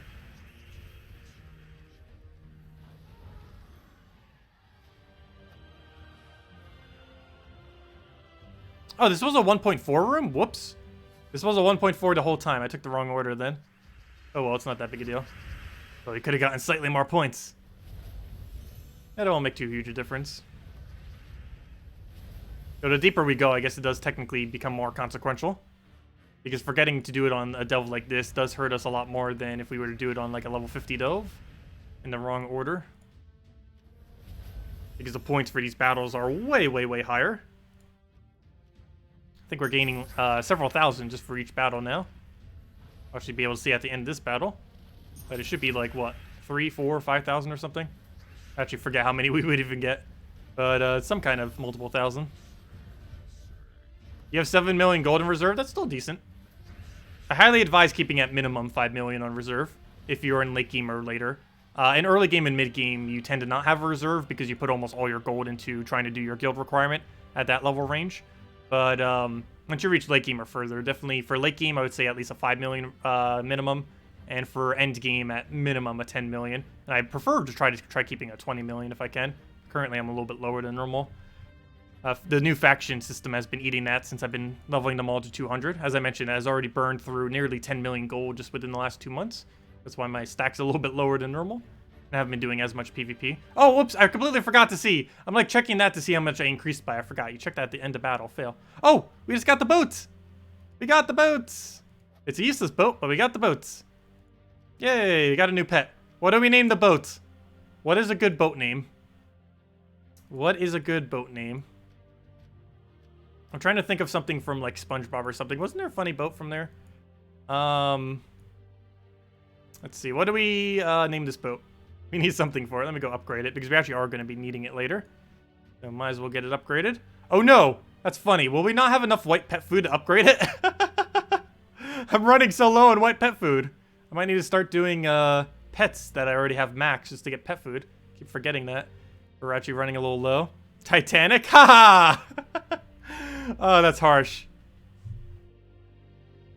Oh, that's it. Bodie McBoatface. Yep, that's our name of our boat. Bodie McBoatface. Yes, because of that one pole thing. Yes, that is it. It fits. It fits. Actually, it fits exactly. That is how perfect that name was for it. Bodie McBoatface. That is 100% confirmed the name of our boat. That is so much our boat, we're going to even wield it right now. It doesn't make any difference if we wield it or not. But there we go. There we go. Bodie McBoatface. Bodie McBoatface. And we can even see it right there. Ah, that's great. That is great. Okay, anyways, where were we? Oh, we got an orb. Wait, what did we get an orb from? Oh, duh. Pet Mastery. There we go. Go grab that. And only a green orb. Fail. That's useless. Oh, well. Oops, don't do PvP. Though, actually, I do need to do some PvP. Or actually, no, I don't. I need to explore for like half an hour. I need to go finish that out. It's only for event keys, though, so maybe I'll just ignore it. Event keys mean almost nothing to me. But still, 9 event keys is 9 more than we would have had. Though our stack is basically infinite. But I guess more is still nice. Anyways, where were we? I keep clicking everywhere, but where I need to click. Let's click over here, fights, and do this final battle. Or not the final battle, but... It does look like I'm going to need to buy one more pack. It is looking like it. Unless we get a Valraven next delve, and then a really lucky Valraven by that third delve. But it does look like we need one more pack. Also, I should probably just ask, have you guys who bought up to... Or what did you guys end up getting completed at? Like, what pack did you end up getting for that ended up completing today? Because most of you probably already did the event earlier today. But, or finished the event earlier today. But yeah, what did you guys get it done at? Tier 2, Tier 3, Tier 4 of the 7 tier? Like, how many times did you buy to get it completed? I'm curious if anyone has gotten it done at 2, is what I'm basically asking. These we're currently at 2 Tier 7s. Well, we might need a third.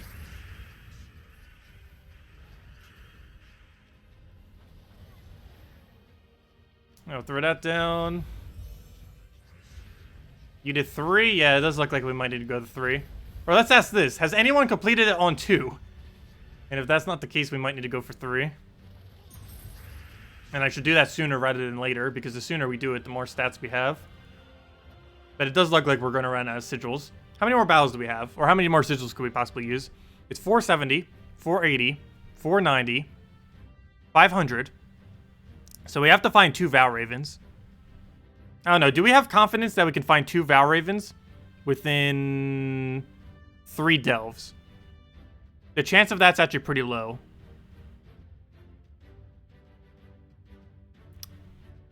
I don't know. I guess we'll chance it. But the chance of that is pretty low. And it only leaves leeway for getting it on first try. Which might not happen. I don't know. I guess we'll leave it as is for now.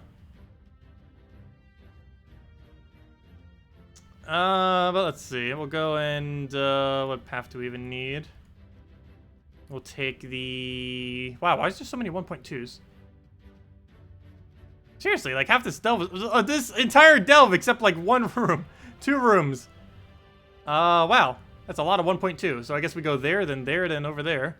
Because all the 1.2s that are scattered here. Okay, what can we get here? Let's go take the green. Oh, the green took itself. That works. Don't even do anything. It just does automatically. I'll take it. There we go. We'll go take ourselves a brown. Take yourself a, yeah, we'll take it that way, why not? Get yourself a Devour right over there. Throw that onto you. Get yourself a Mountain Crusher. Get a brown over there. Grab another one. Take a Devourer onto first slot, why not? Get rid of skull reduction, so we can do that. Not like we're gonna kill it with skulls, but it will. Oh, whoa, whoa, whoa, whoa, whoa, whoa, whoa, whoa. Gotta be careful. It can kill us randomly, especially since we have bleed right now. Gotta be super careful. That would definitely make it so we'd have to go buy another pack if we end up losing one of these. You know what? I might just buy another pack. Just to give us leeway. Because I don't have confidence that we'll get enough Val Ravens.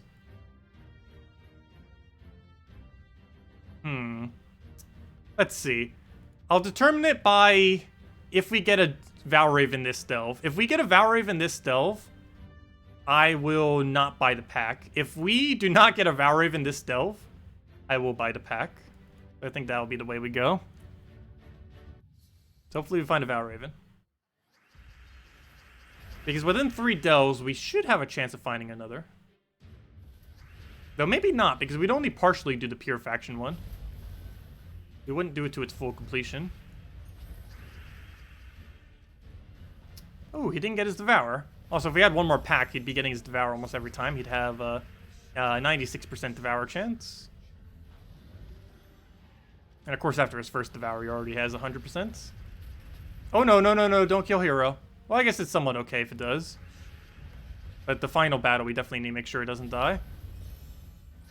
Oh, I actually risked that. He could have one-shot us with a skull there. Yeah, this pure faction is going to be a little annoying. Maybe we do buy another pack. I might need it just for the stats, if nothing else. You know what? We'll buy one more pack. I have a feeling we're going to fail the first time. So I guess we will buy the safety pack.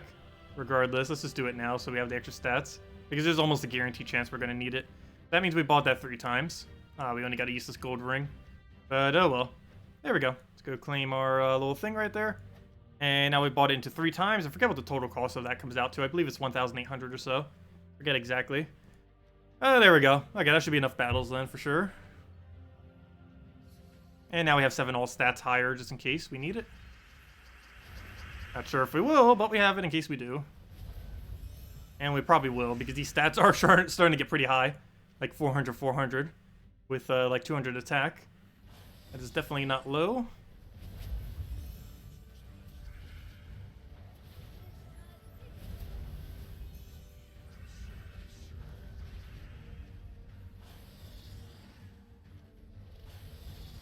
Oh no, okay good. He's frozen, so he didn't get a follow-up.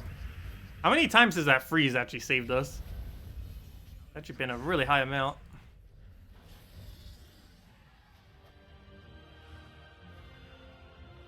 Okay, path. What do we go for? Yeah, I guess we just head to there and then we head to bottom.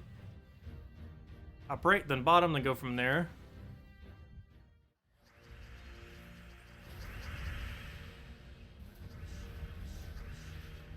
Okay, let's go devour his thing right there.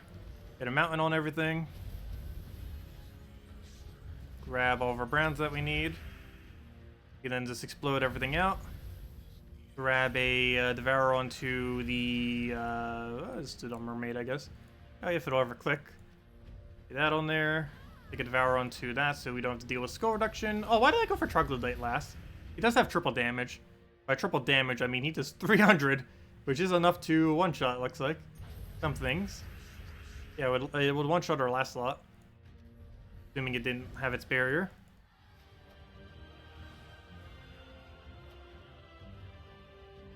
Hey, how's leaderboard doing? Did we reach it yet? No, not yet. Should be pretty close, though.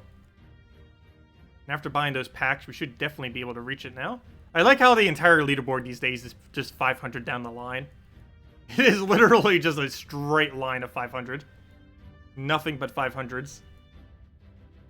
I think this is the first time where it actually requires having level 500 faction completed in order to make a leaderboard for the new faction. That's mainly because the new format of factions with how potions are actually encourages you to try to go for pure faction. But I definitely don't mind because there was almost no way to go for it prior, but now there is. Of course, it's quite a bit of a gem sink, but at least we get emoticons and some other stuff attached to it now too. Plus, we were going to have to do it eventually anyways. And we need something to spend the gems on. Because we are currently gaining gems way quicker than we're actually using them. And events are really bring them down. Because since we own everything in the game, I almost never really need to open keys. And if I do need to open keys, it's obviously just the ones we already own. We don't need to go and spend gems on keys. I don't think I've had to spend gems on keys for almost a year now. Did the stream just die? Come back, stream. There we go, we're back. Sorry about that, stream died for like 5 seconds. But yeah, my connection's horrible. I was doing something earlier today and it kept doing that too. Connection just does not like to stay stable. Even though I have it wired and everything.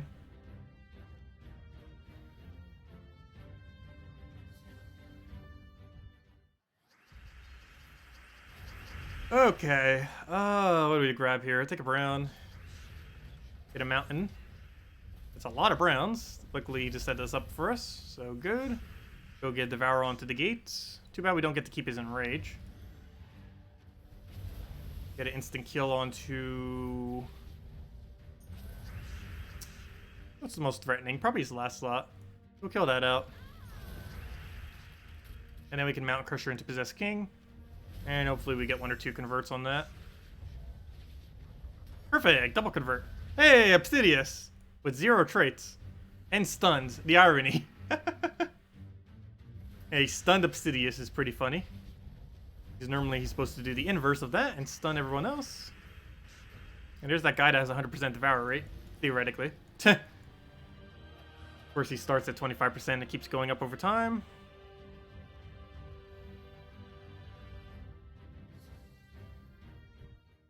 Oh no, the Cedric room.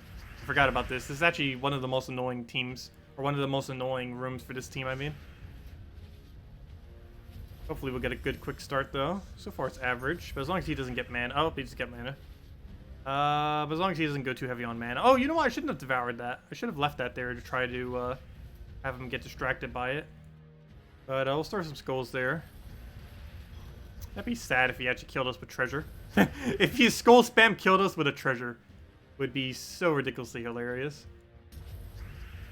Okay, there we go. Now we just need 1 instant kill option. Which looks like, what's his name at this point? The Iron Guts.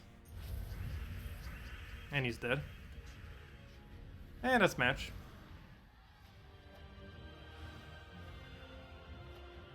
There we go. Okay, so we take this one. Then we go take the room right over there. And then we go head over to the next one. And then we're almost there. That'll be 480, then 490. Then we can finally try the 2 500s. One Deathless and the other one Pure. And which one I do first? Normally I do Deathless first. However, this time around, I am actually going to maybe do the faction first. It depends what the layout is. If we have very easy rooms, I'm going to try doing the faction team first. If we have annoying rooms, then we're going to do the just the pure faction. I mean the just deathless. I mean, which would be the exact team we're doing right now, just without dying, which we've been doing for the last several delves. But the 500th room is the only one that actually matters for that. Every other one, it doesn't actually matter if we die or not, as long as we finish the delve in a timely manner. And we'll devour him. Unfortunately, he still has abilities about to cast. Hopefully we get lucky with full mana and an extra turn. Got the full mana part. Not the extra turn, though, which is bad. Luckily, he's frozen, so we did not get to keep the extra turn, and there we go. Otherwise, that would have been really bad. He would have had a devour chance off with 50%, and he would have moved our team. And if we would have gotten both of them, then we would have really been dead, because that would have killed our Iron Gut. Would not be good. And Iron Gut does not have immune to devour, unfortunately. He only has immune to disease, oddly enough, which is pretty useless for the most part. Most of his traits are actually pretty useless. It's only his ability that makes up, like, all of his value. Nothing else about him is really that good. Just his ability. And there are plenty of things that are used for just one single aspect. So we'll go throw the Devourer down there. We're going to get our kill onto his first, and then we just Mountain Crusher into any instant kill. That should be fine. Also, wow, those stats are going to start getting high. Yeah, Pure Faction might be really annoying. But we'll see how it goes. I'm hoping we'll just have the stats and get lucky enough with Mirage Queen that it won't matter. But yeah, we don't have any Summoner. We don't have anything that really infinitely gains stats, and could pose a bit of a threat. Anyways, there's that. Let's see, how close are we on this? Still looks like it's 3 delves away or so. Which makes sense, because that's where 500 is 3 delves away. Okay, we probably go all the way to the top right corner, exactly so. Then we probably go there, and this is a 1.4. Exactly so. Okay, so we go there, there, there. And then take the final room. Sounds like a plan.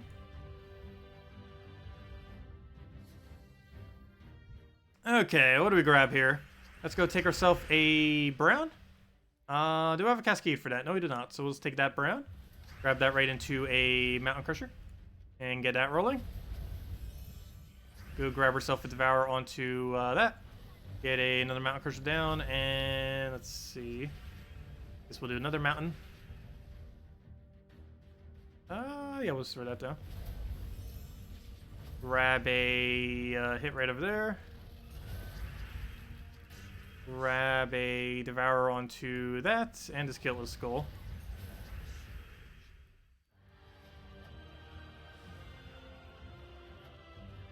Okay, so let's go all the way to that corner and get all the tier 5s. It's kind of funny, this faction can actually have 4 tier 5s. Depending on how the rooms fall. It's very rare that that would happen. But I believe that's the highest amount of tier 5s that are in any delve, if I'm not mistaken. So it's not consistently that.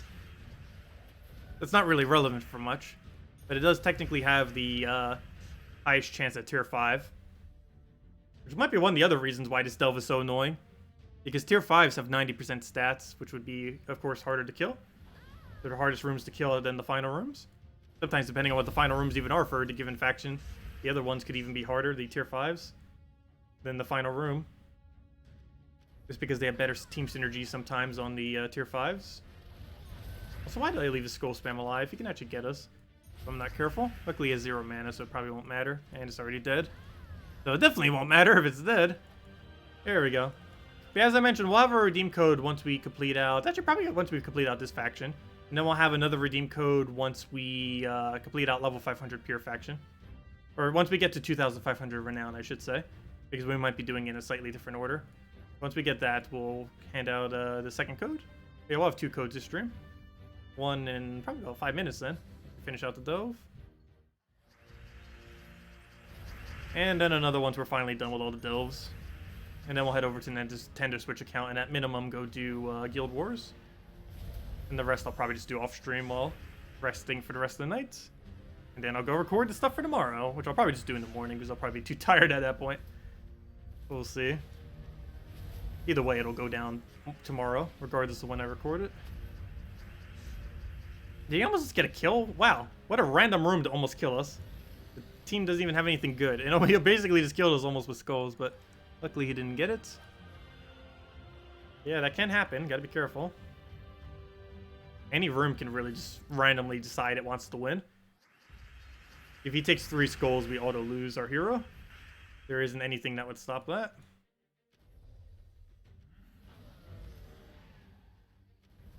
I guess that hero class with 40% score reduction stacked with 25 would actually stop it.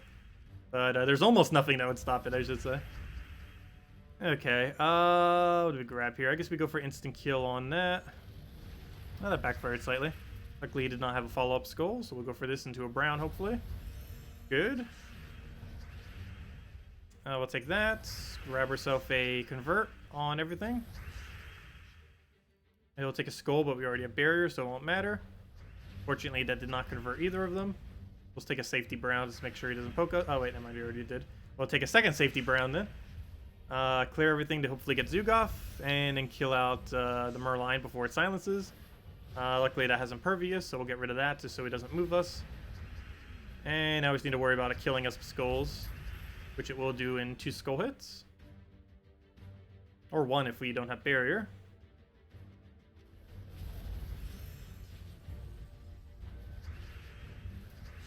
Now I gotta be really paranoid about taking literally every brown we see, if we don't currently have barrier on it. Otherwise, we'll lose our hero. Luckily... Oh, we have a problem here. I need a brown. Oh, never mind, we got Zugoff. Okay, it's all fine. Wow, we're almost dying with the perfect team. Let alone pure faction. Oh, good thing we got a slightly more sigils. That's gonna be really annoying. Wonder how many times it'll take to try to record the video. Ta! It probably won't do much of an introduction for it then. Because it's probably going to take a few. I'll just show that we have level 200 Horde. I don't think I showed it the proper first time. I said that we had level 222 Horde when we ended up doing the previous one, which we did have. But I didn't actually bother showing it. That's the only really main bit of info I need to say. That and mentioning that we bought up to tier 3 of the potions. Or, you know, tier 3 as in tier 10. As in up to tier 7, with tier 7 being bought 3 times.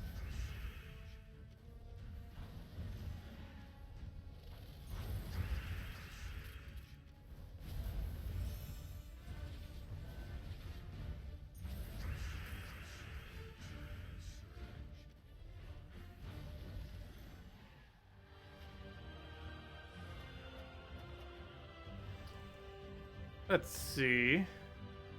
We take this one, then we take the bottom, and we go from there. Hopefully we get another Valraven soon. We've gotten quite a few delves without getting a Valraven now. I think we've only gotten like 1 or 2 on stream so far.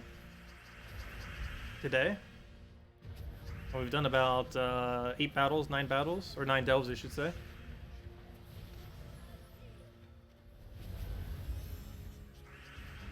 Okay, let's get Devour on it.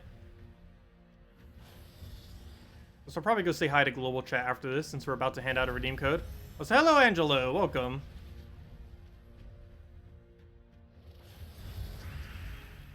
Grab a brown.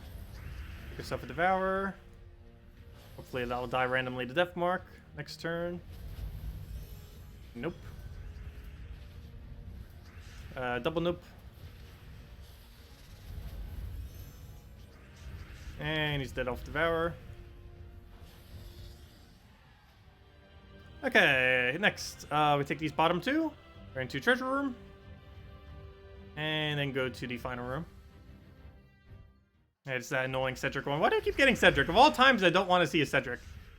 Normally, we'd want to be seeing as much as possible, but of course, the one time when we don't actually want to see Cedric, and it's showing up almost every battle, or every delve, I should say. Okay, well, we have our 2 kills, but that's not enough to kill him yet. Okay, we just have to Mountain Crusher and just hope we get pure luck. Otherwise, we might have a problem on the final battle. Come on, extra turn! Good. If we did not get that, that would have been awful. Because not only would we have to have dealt with a team that just basically resummoned itself, but we also would have had to deal with a,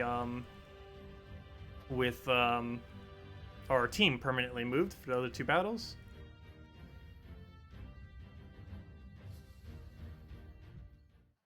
No way to move it back. Okay, whatever, and grab heroes. Take a brown over there. Take a mountain. Grab a Devourer onto his first slot. Grab those. Get another mountain down. Take those. Get a Devour on... Oh no! Why'd I click on that? We don't have Devour yet. Well, I do have Devour, but I don't have anything to Devour. All three of them have Immune. What do I grab here? I guess we'll kill that one out. Don't worry about last slot. Hopefully that will get lucky on the convert. I'll take a green here if we have it. It doesn't appear like we have it, so I'll just take a safety brown then, I guess, with a skull just so he doesn't. At this point, we could probably just kill that with skull spam. Here, have a hit. We'll definitely kill you with skull spam then. Do that. Get a possessed king. Please don't convert the first one if we do that. Do we do it or do we wait? You know what? I'm just gonna try killing with skulls, as I mentioned. Stick with the original plan. How much damage is that? 60. That's enough. Unfortunately, that did not get converted. But all we gotta do is get one more kill secured. As long as it doesn't die randomly. And oh, I still don't have a Devour yet. Or I mean, he can't Devour that. Is the immune. There we go. But Zukov can with its instant kill. And it looks like we got a level 9 chest since we get 4 extra from the final battle. You completed a new faction already. Horde level 166. 12 power potions. Very nice. Wow, that's a lot of power potions. Is that faction really that hard? It might be, I guess. Because, yeah, that's basically what their stats are going to be. Compared to our stats.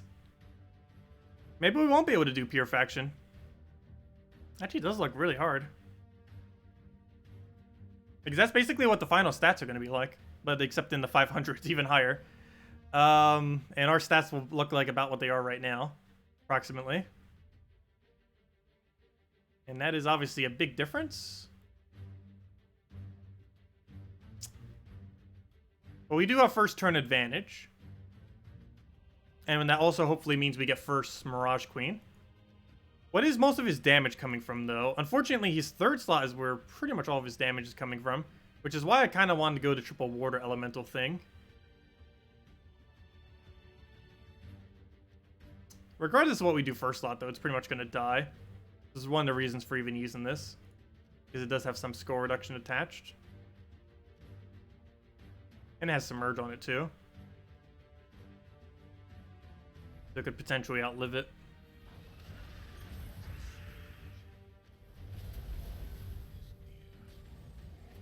But yeah, I don't know. Maybe we will go buy it up. But if not, maybe we'll just leave it at 500 and not do pure faction. Which ideally, I don't want to do it that way.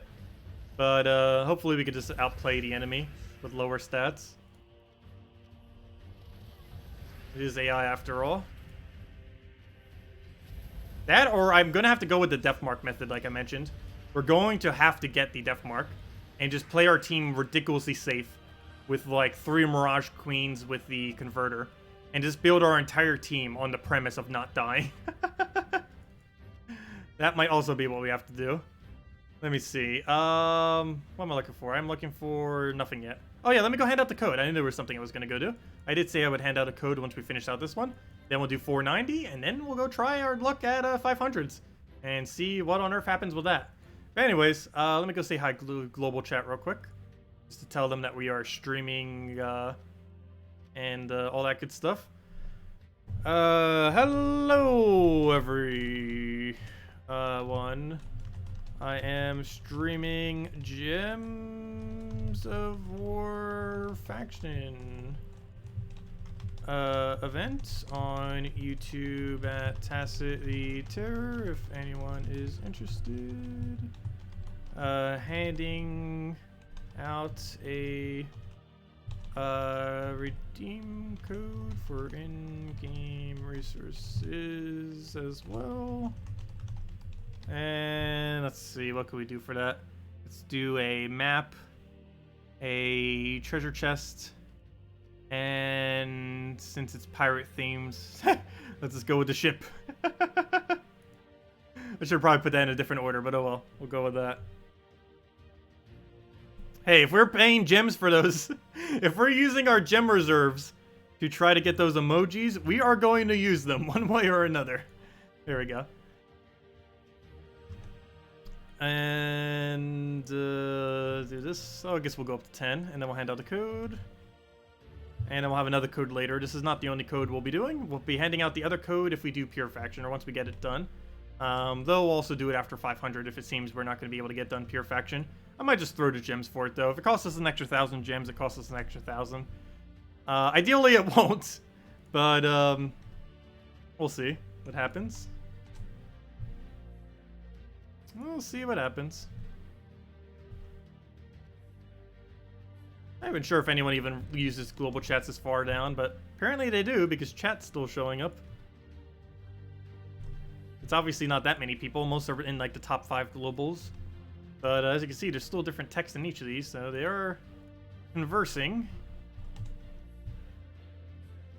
And some people just pick like random chats to designate towards their, like, you know, just using as like a, you know, chatting with other guilds and stuff like that. Without having to use Discord or anything like that. I think the Nintendo Switch version is the funniest with it, because since so many games on Nintendo Switch don't have a way to type, some people are literally using Gems of War as their way to type. It is pretty hilarious, because this might seem sad, given that Gems of War's global chat is only pretty average, but Gems of War global chat, I believe, is actually the best global chat of any game that has a global chat system on Nintendo Switch. I guess their global chat system isn't too bad, though. They did update it. That was literally what 2 patches ago, was them updating the global chat. Be quite a bit better as well. But, yeah, almost no games on Nintendo Switch have one. Like, even just way to type to people. Most games do not have it on that platform. What on earth is our order here? I am not 100% certain. I guess we go there... there, take these 2, because that's at least 1.25, so we do there, and then that. Again, I would take the final room. Oh, so this layout isn't as bad as I originally thought it was. It does have a lot of different angles that it can do, but its general premise is still what I mentioned the very first time. You take up to the treasure room, you take that top room, you take those bottom 2, and then you take the treasure room you skipped, and then you take the final room. Not 100% that way, but that tends to be the way it goes. Oh yeah, code. Ah, I forgot code. Wow, my short-term memory is bad. Let me go do that right now. I just said I would hand out a code, and then no code. Let me go do that in 1 second. I just finish this battle out. Then we can go show the invite code section and everything. Actually, we can show that in game, but we can't show the redeem code itself. What do we take here? Let's take the skull, and there we go. Okay, so code time. My bad. Let me go grab that. 1 moment. Let's see.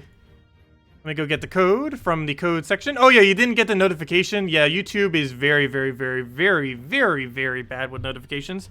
Not sure why. Sometimes it's like 10 minutes late, 5 minutes late, an hour late. It's really bad with that. Even if you have clicked the bell to give you notifications for every single video, it still has a delay, even for the bell.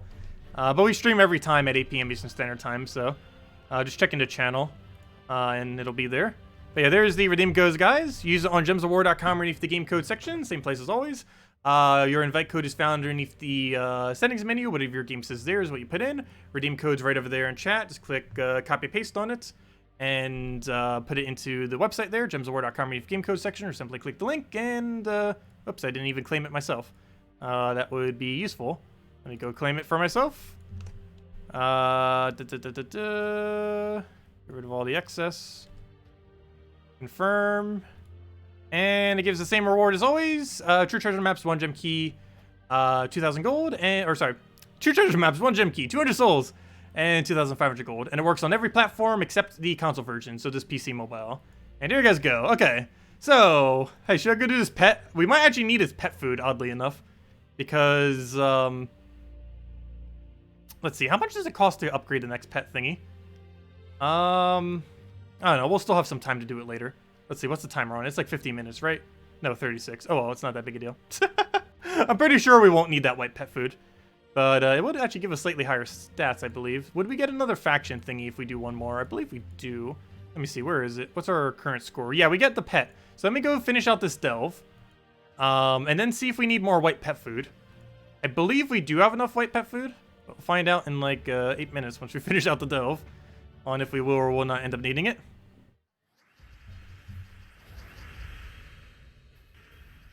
Did I just post the wrong link? Oh, whoa. Hopefully that doesn't actually go anywheres. Whoops. You guys can't see anything from that link, right? I sure hope not. That is a really bad link for me to have set, but I don't think anyone can see it, hopefully. Whoa, that's a wrong link. But yeah, can you guys see anything on that page? I don't believe you can. Sorry, that's the wrong link. There's the right link. Oh, I am out of it today. Luckily, I don't think you guys can see that page. I sure hope not. That's the one that has all the redeem codes on it. But no, you guys shouldn't be able to see it. The only people that can see that page that I linked is me and 2 of the devs.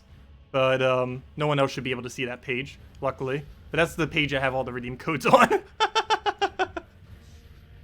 So that would have been awful if that got out, but luckily you guys shouldn't be able to see it. It should just say, yeah, well, basically that. Oops, the page does not exist or it's private. Yeah, it's a private page. Only me and a few of the devs can see it. Let's see. We'll go and take the yellow. Grab our Devourer onto first slot there. Get a kill onto Leviathan so it doesn't move us. It'll skull poke us. Need to be very careful with these browns so we can actually get our barrier back so it doesn't kill our hero. And then with Zugaf kill. That's actually convenient that he just silenced us, because we actually don't need him to have mana since he has immune to Devour. What I need is Zugaf to get full so we can kill through the Impervious and just kill it that way. There we go.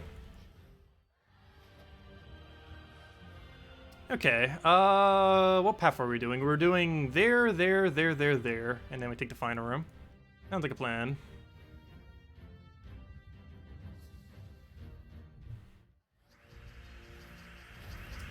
Okay, we'll take a Devour onto Nyx, just so we don't have to worry about the mana drain.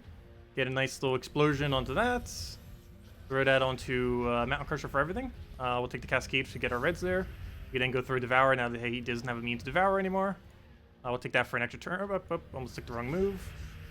Grab that, take that, and I'll be full mana off the reds, and we just kill it off the instant kill. There we go. Next battle. They also really need to add the amount of time total for the end of the battle. I can't believe they added a feature to be able to see how long a battle takes, yet they forget to add that timer to the end of the battle. Like, there's no way to check after the battle to see how long the battle went on for, which doesn't make any sense. They did say they're looking into getting that in. It might not be in before next patch, though, but it'll definitely be in almost guaranteed by next patch. They're also looking to put banner here. That's another pretty big oversight on their part. This page does not show banner for whatever reason, and there's still plenty of room. There's room there, there's room on the side, there's room in between there if they shrink the size of the title a little bit. There's still quite a few locations they could put it, but I can't believe they forgot that too. That's a really important thing that people have been asking for a while, is to be able to see banner in battle. Of course, you can see them before the battle, but you have to remember what they are before the battle. And if you forget, then there's no way to check in the battle itself. Okay, we'll take that. Oh, no. Why did I leave him alive? If he Hunter's Marks us, he can bring us to one-shot range. Could not be good. He most likely won't get it, though. Oh, yeah, he won't get it. Okay. But still, he can still one-shot us, which is not what we want to have happen. Hasn't happened yet, but definitely want to try avoiding it. So that treasure room we'll save for last. We'll take this one, take the 2 bottom ones there, take the treasure, and then take the final. And then we're on to level 500s, the hardest of them all. Anyway, we did get another Valraven. We'll be needing that Valraven. It might take multiple attempts, so we'll see how that goes. We're basically going to keep doing it until we have a very easy path. Hopefully we'll get a very easy path the first time around, though. Like a bunch of tier 2 rooms and other weak stuff in the way. We are in one-shot range. Ooh, let's try keeping Hero alive if we can. It's not too big a deal if he doesn't, but there we go. At least we could probably still win this delve without it. Have to get a quick Devour. Oh, but that would have been a Valraven battle. Definitely don't want to lose that. But, well, definitely don't want to lose any of these. We'll take these 2. Oh, so I believe we're on leaderboard now, by the way. Without even having 500. So I guess technically this week you didn't actually need 500. You just had to do every room. But if you did every room up to this point, you probably went all the way to 500. There'd be no point not to. Like, obviously, we wouldn't just stop now. That'd make no point whatsoever. If you've gone this far, might as well go all the way. Oh, we got our mountain there. Get that down. Try throwing into full mana off the Iron Guts. Actually, we just grab it for free. Get the one with higher mana down first. Put that on him. And let's match off of Browns. Let's take it that way and try for Sky Brown, which we did get, and we can kill with that. And the only reason I tried for that is because we do have Brown Storm. So it was actually got higher than a 1 in 7 chance that that would actually land correctly. Otherwise, it probably just would have Mountain Crushed. Okay. What do we take here? Well, let's go get our free Devour onto you. Actually, probably should have done it on his Summoner so he doesn't get a Giant Spider Summon. Gluttony's the most annoying thing here, but I want to do that with Zugoth because he is immune to Devour, so we can't do an Iron Gut on it. Can't do it even if we wanted to. So we'll go and just Devour into instant kill onto his thing right there. And there we go. And now we'll go grab Treasure Room, then the final room, and then we get to the real delves. 500. And see how badly that goes. Well, doing it deathless should be pretty easy. Doing it deathless is basically like exactly what we're doing right now, just ever so slightly higher stats on them. That should be manageable. Problem is the Pure faction. Of course, we don't have to go deathless on the Pure faction, but we have to have at least one troop alive once we complete out that final battle. Doesn't matter how we go about it, but as long as one is alive by that final battle, it counts as completion for when we do Pure faction. Problem with that is keeping the team alive, because that's going to be hard. We're just probably going to have to repick until we get a Death Mark there. I feel like Death Mark's going to be the absolute easiest way to try killing it out. It might even be required to try to do it with lower stats. That, or we at least need an Agile Treasure Room. If nothing else. Because that will give us a 25% scroll reduction, a 30% scroll reduction on our first troop, and a 20% dodge. So that should be enough. Also, this is about the stats we'll be seeing on them. 500, 500 with, wow, a 260-ish attack on each. That is very high. The AoE damage on that thing is going to be like 132. That is excessively high. Well, let's see how it goes down. 132 can 3-shot our team. Ouch. Not to mention the first slot does enough to basically half our thing. So if he does that into a crab, there's almost enough to kill. That's a lot of damage. But yeah, definitely 3 cast would. Like if he does crab once and he does the AoE twice, that alone would wipe our almost entire team.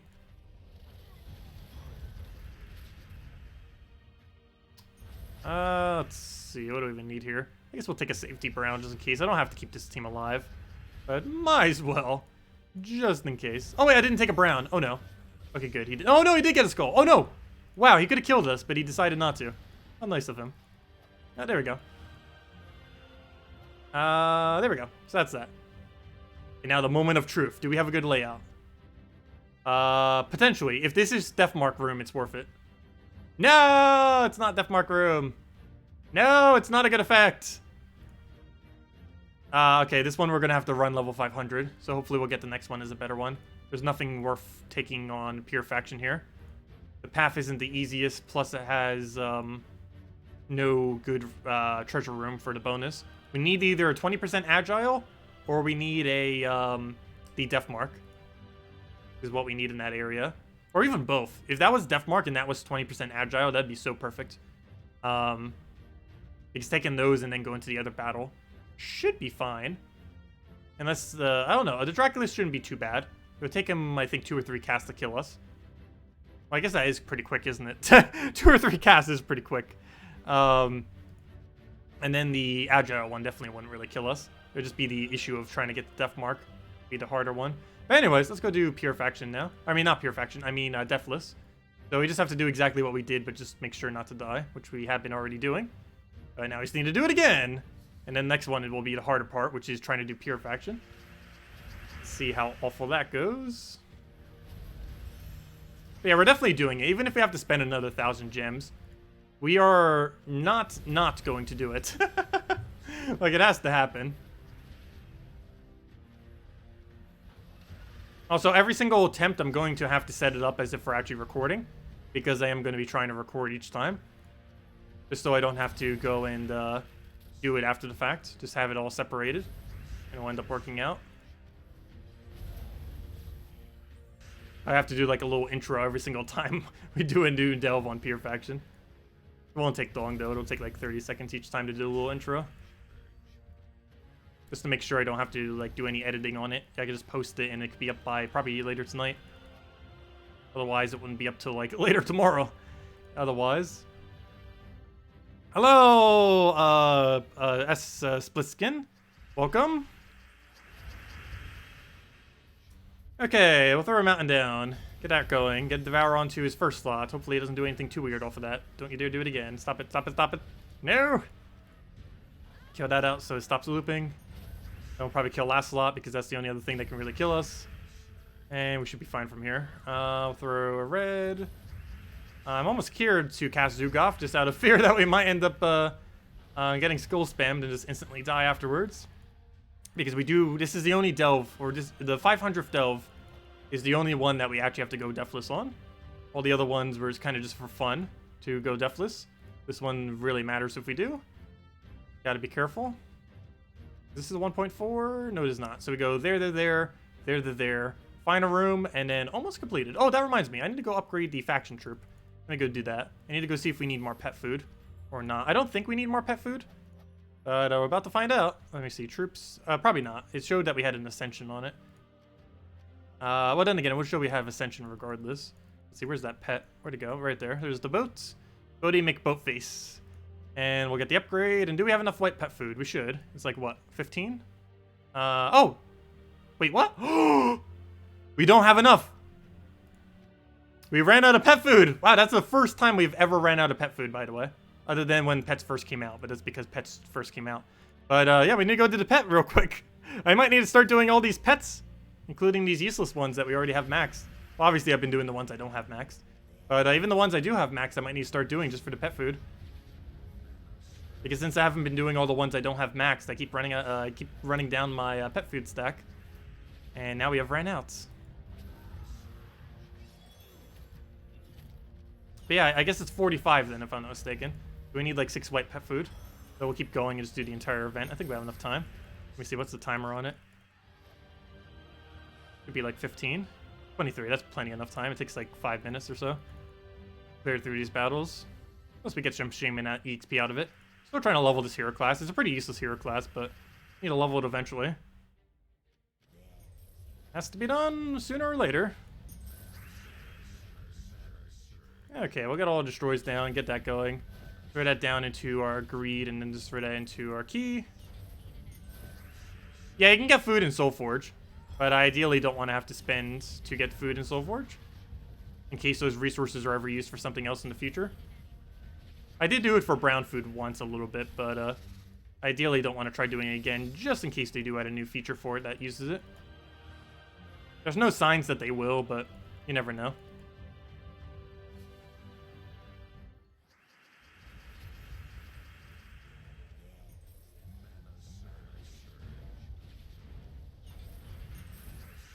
Okay, we'll take that for now. Grab a key. Everything destroyed. Grab another one. Grab another one, and then let's light a key.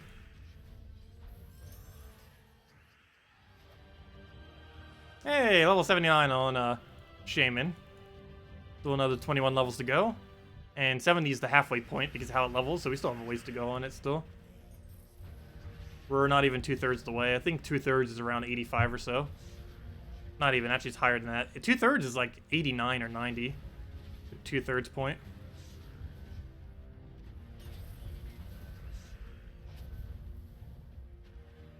Let's see. Oh wait, never mind. 85 would more so be around 2/3, right? Never mind. No, yeah, it is actually more like 88 or 89. Never mind. I was right the first time. It falls on a really weird number. The main one I know is 70 is exactly halfway.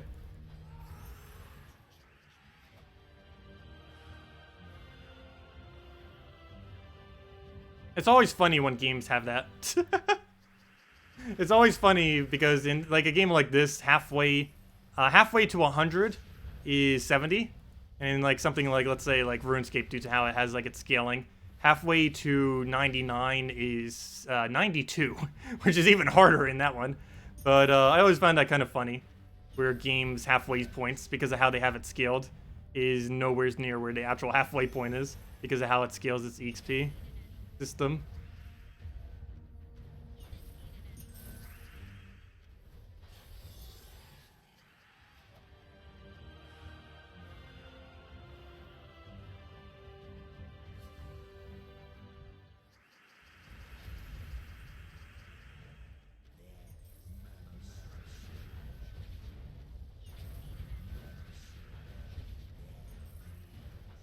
Okay, we'll grab another egg and hopefully get full mana off the Cascade. We do not, because the annoying green storm's in the way. Well, not really annoying. Helps, what's her name, get her mana. I didn't bother changing it all for Shaman. Sometimes it's good, sometimes it's not. I guess this team kind of needs it. Nothing else, I guess it gives Egg Thief a little bit of a better chance, but it makes it so our weapon gets slightly more, slightly less mana. It's, if there's more greens falling to the board, that means there's going to be less overall brown falling to the board. Oops, I forgot to use the gold first. Luckily, it actually turns still, even without it. I'll throw a key down. That'll obviously not kill. It won't for the final battle either. But just setting it up to kill range. Hopefully, we can randomly cascade a skull just to make sure we get an extra turn off it as well.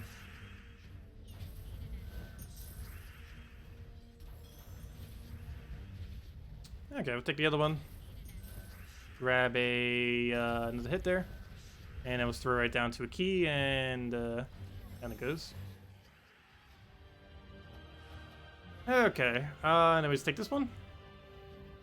This one technically doesn't actually give us any pet food, but we already came this far that... Actually, I shouldn't say that. It gives us 1 purple pet food, because if we convert our pet into food, which is a thing in this game, it's always weird to think about, and I haven't bothered doing that to any of the pets yet. How could I? But you can turn your pets into food. Which is a weird mechanic. A really weird mechanic. But that is a thing. And getting an extra copy of him will be 1 extra pet food. 1 purple pet food. Which is not the color we currently need. I believe it requires blue, but still. Oh, you got a kill. Well, luckily this isn't Delves. That doesn't actually matter if that dies, as long as we win. And then we throw key to key, and that should be match. And of course, Egg Thief keeps creating eggs, so we never die. Oh no, don't do a summon. At least it's in 1-shot range, but still. We'll take that.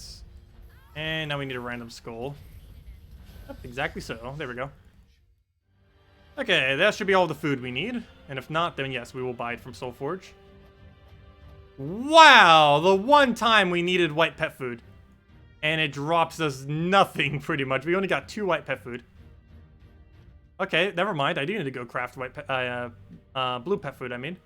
Because I don't think that is enough. That or I need to go... oh, no! I need to go convert one of my pets to food! I need to go find a blue pet that we have excess of. And then go convert it to food. Oh, no. Let me see. Where's my ship? Because we need those stats.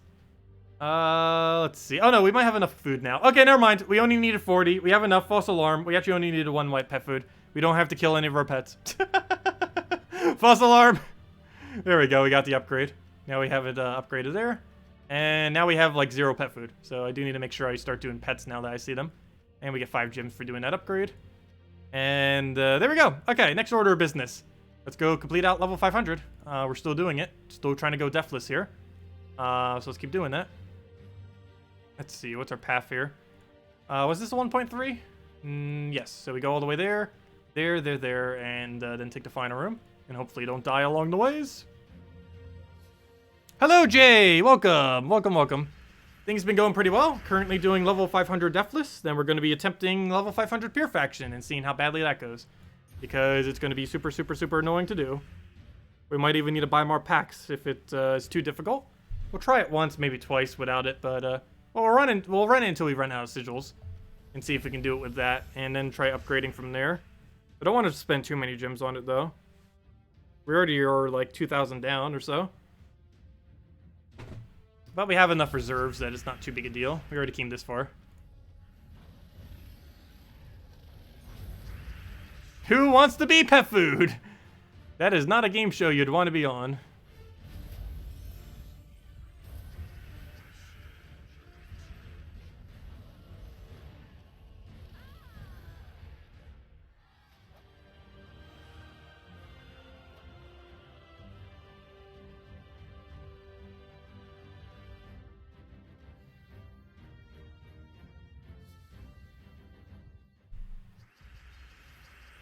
Also, after we finally finish all this, we still are going to be streaming as well.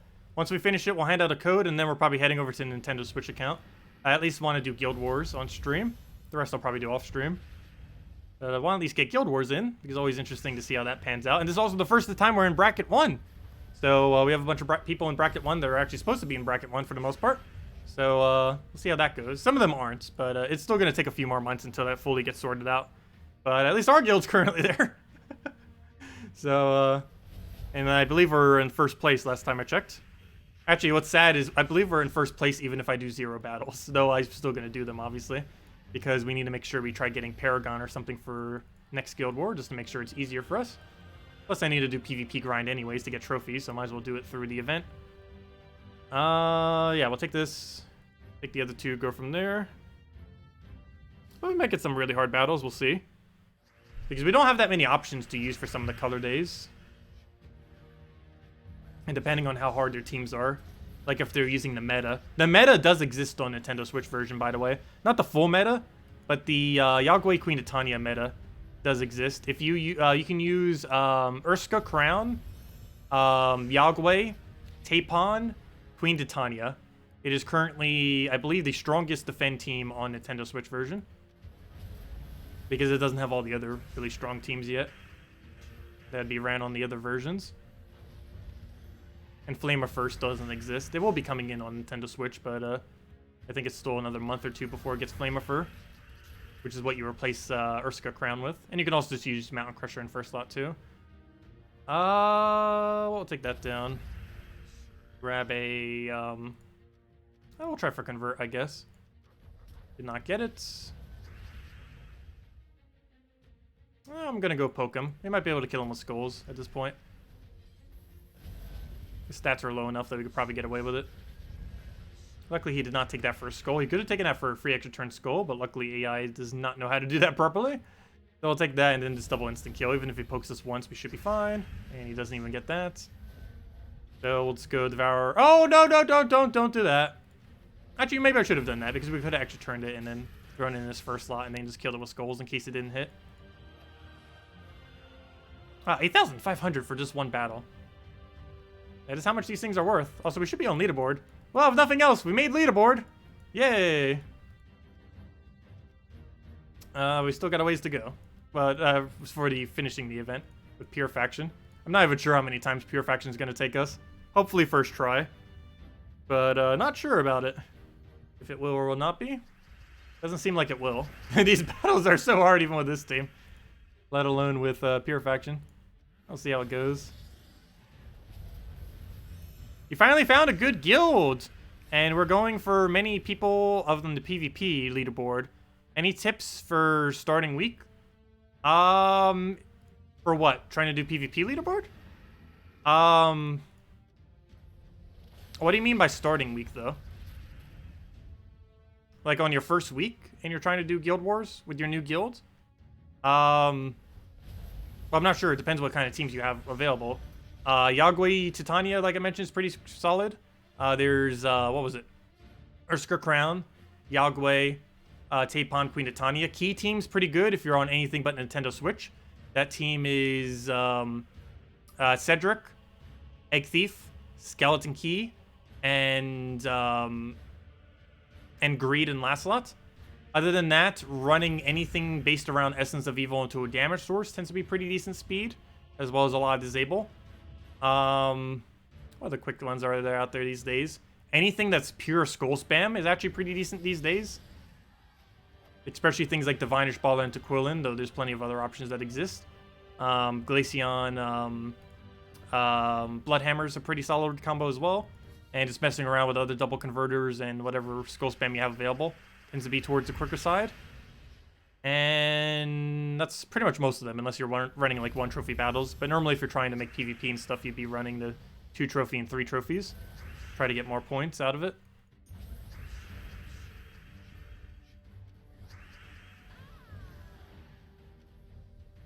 I'm not sure which one I want to hit. I guess we'll go for that.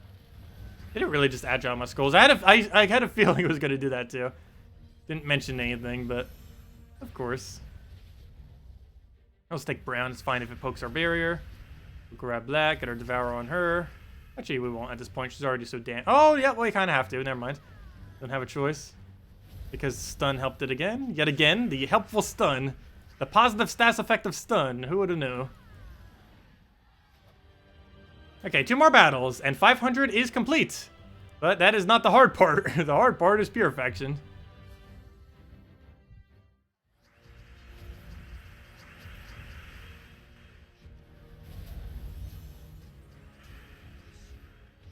But who knows? Maybe we won't do level 500. I don't know. I'm still contemplating on it or not. If we can't get it with every last sigil we have, I think I'll just leave it to not get it. But I'm not sure. We'll find out. We'll find out in about 10 minutes, 20 minutes from now. Maybe longer. But I'm not sure yet. I do and I don't. Because I really don't want to have to spend that many gems on it. Because it probably will cost us like 1,000 if we can't get it with just this. Ooh, we just got a level 10 chest. Because it's level 6 and we get +4 on the final. Very nice. Assuming we don't die.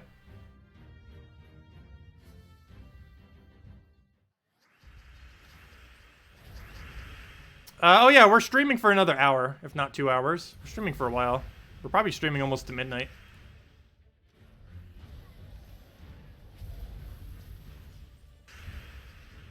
Let's see. Probably a little bit closer to 11 or 11:30 though. Probably another hour at minimum.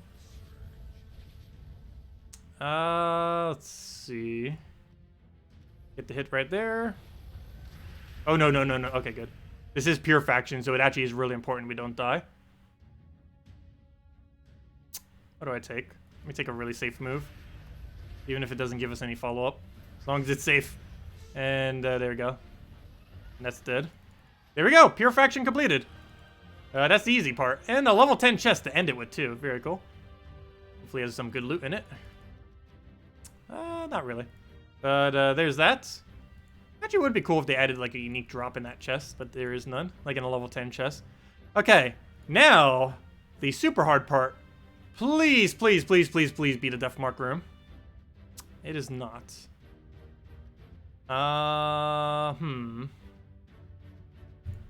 Okay, we're just gonna try running a clear path, I guess. Okay, let me set it up to go record real quick. Oh no, the Leviathan. I might just have to do this delve. I might just repick this delve. Do I just do a battle and retreat? I think for the sake of time, I might do that. Leviathan is not something we want to be up against. Because it will reorder our team. But then again, how much will it really matter if it reorders our team? Because if it ends up reordering our team, everything almost has the same priority to cast. I don't know. I guess we'll try it, see what happens. Okay. Well, let's go and just try it right down the middle. Let me go set up for streaming, though. Let me clear out my desktop some, so I have some locations for it. And, yeah, we'll just get the little bit of recording into it. A little bit of introduction each time. It's going to be a really short intro. I'm mainly just going to mention what our current faction horde level is, which we can see on this page right here. Okay, so let me go get the little thingy. And, oh wait, let me go set up the team 2 so I don't have to go do it again. What am I looking for? Not that. Not that is what I'm looking for. Where was I? Faction.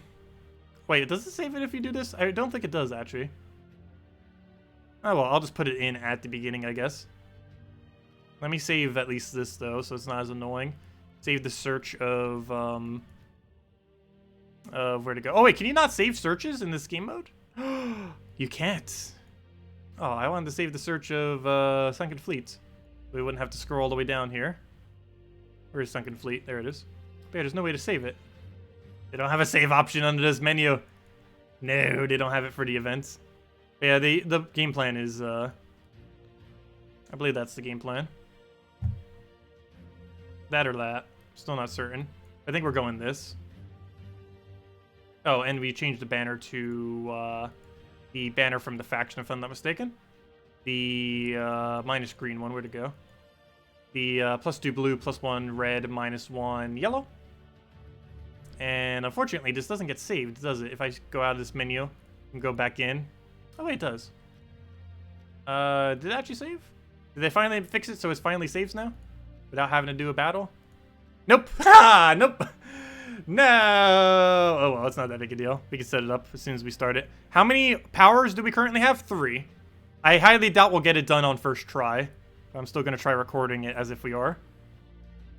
And then just retreat once we fail. But yeah, let's go and just do it from here. Let me see. Where's the start recording button?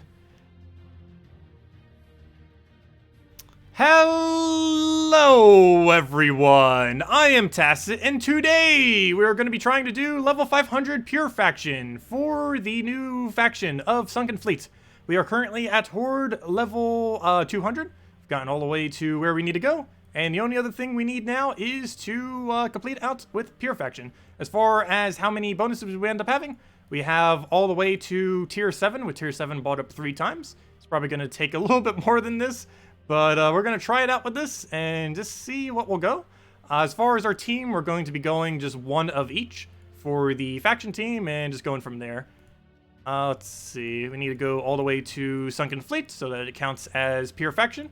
For Pure Faction, for this faction, just like any other faction, you'd have to just use the faction troops. You are allowed to multi-up on them if you want to go, like, let's say, multiple of, like, Mirage Queens or multiple of Water Elementals to try to AoE kill them. But we're going to be going for one of each just to try to utilize its bonuses that wind up getting. And just hope that that's enough to survive these. So what am I missing? I'm missing the AoE there. And I need to change our banner over to the banner of the one from this faction.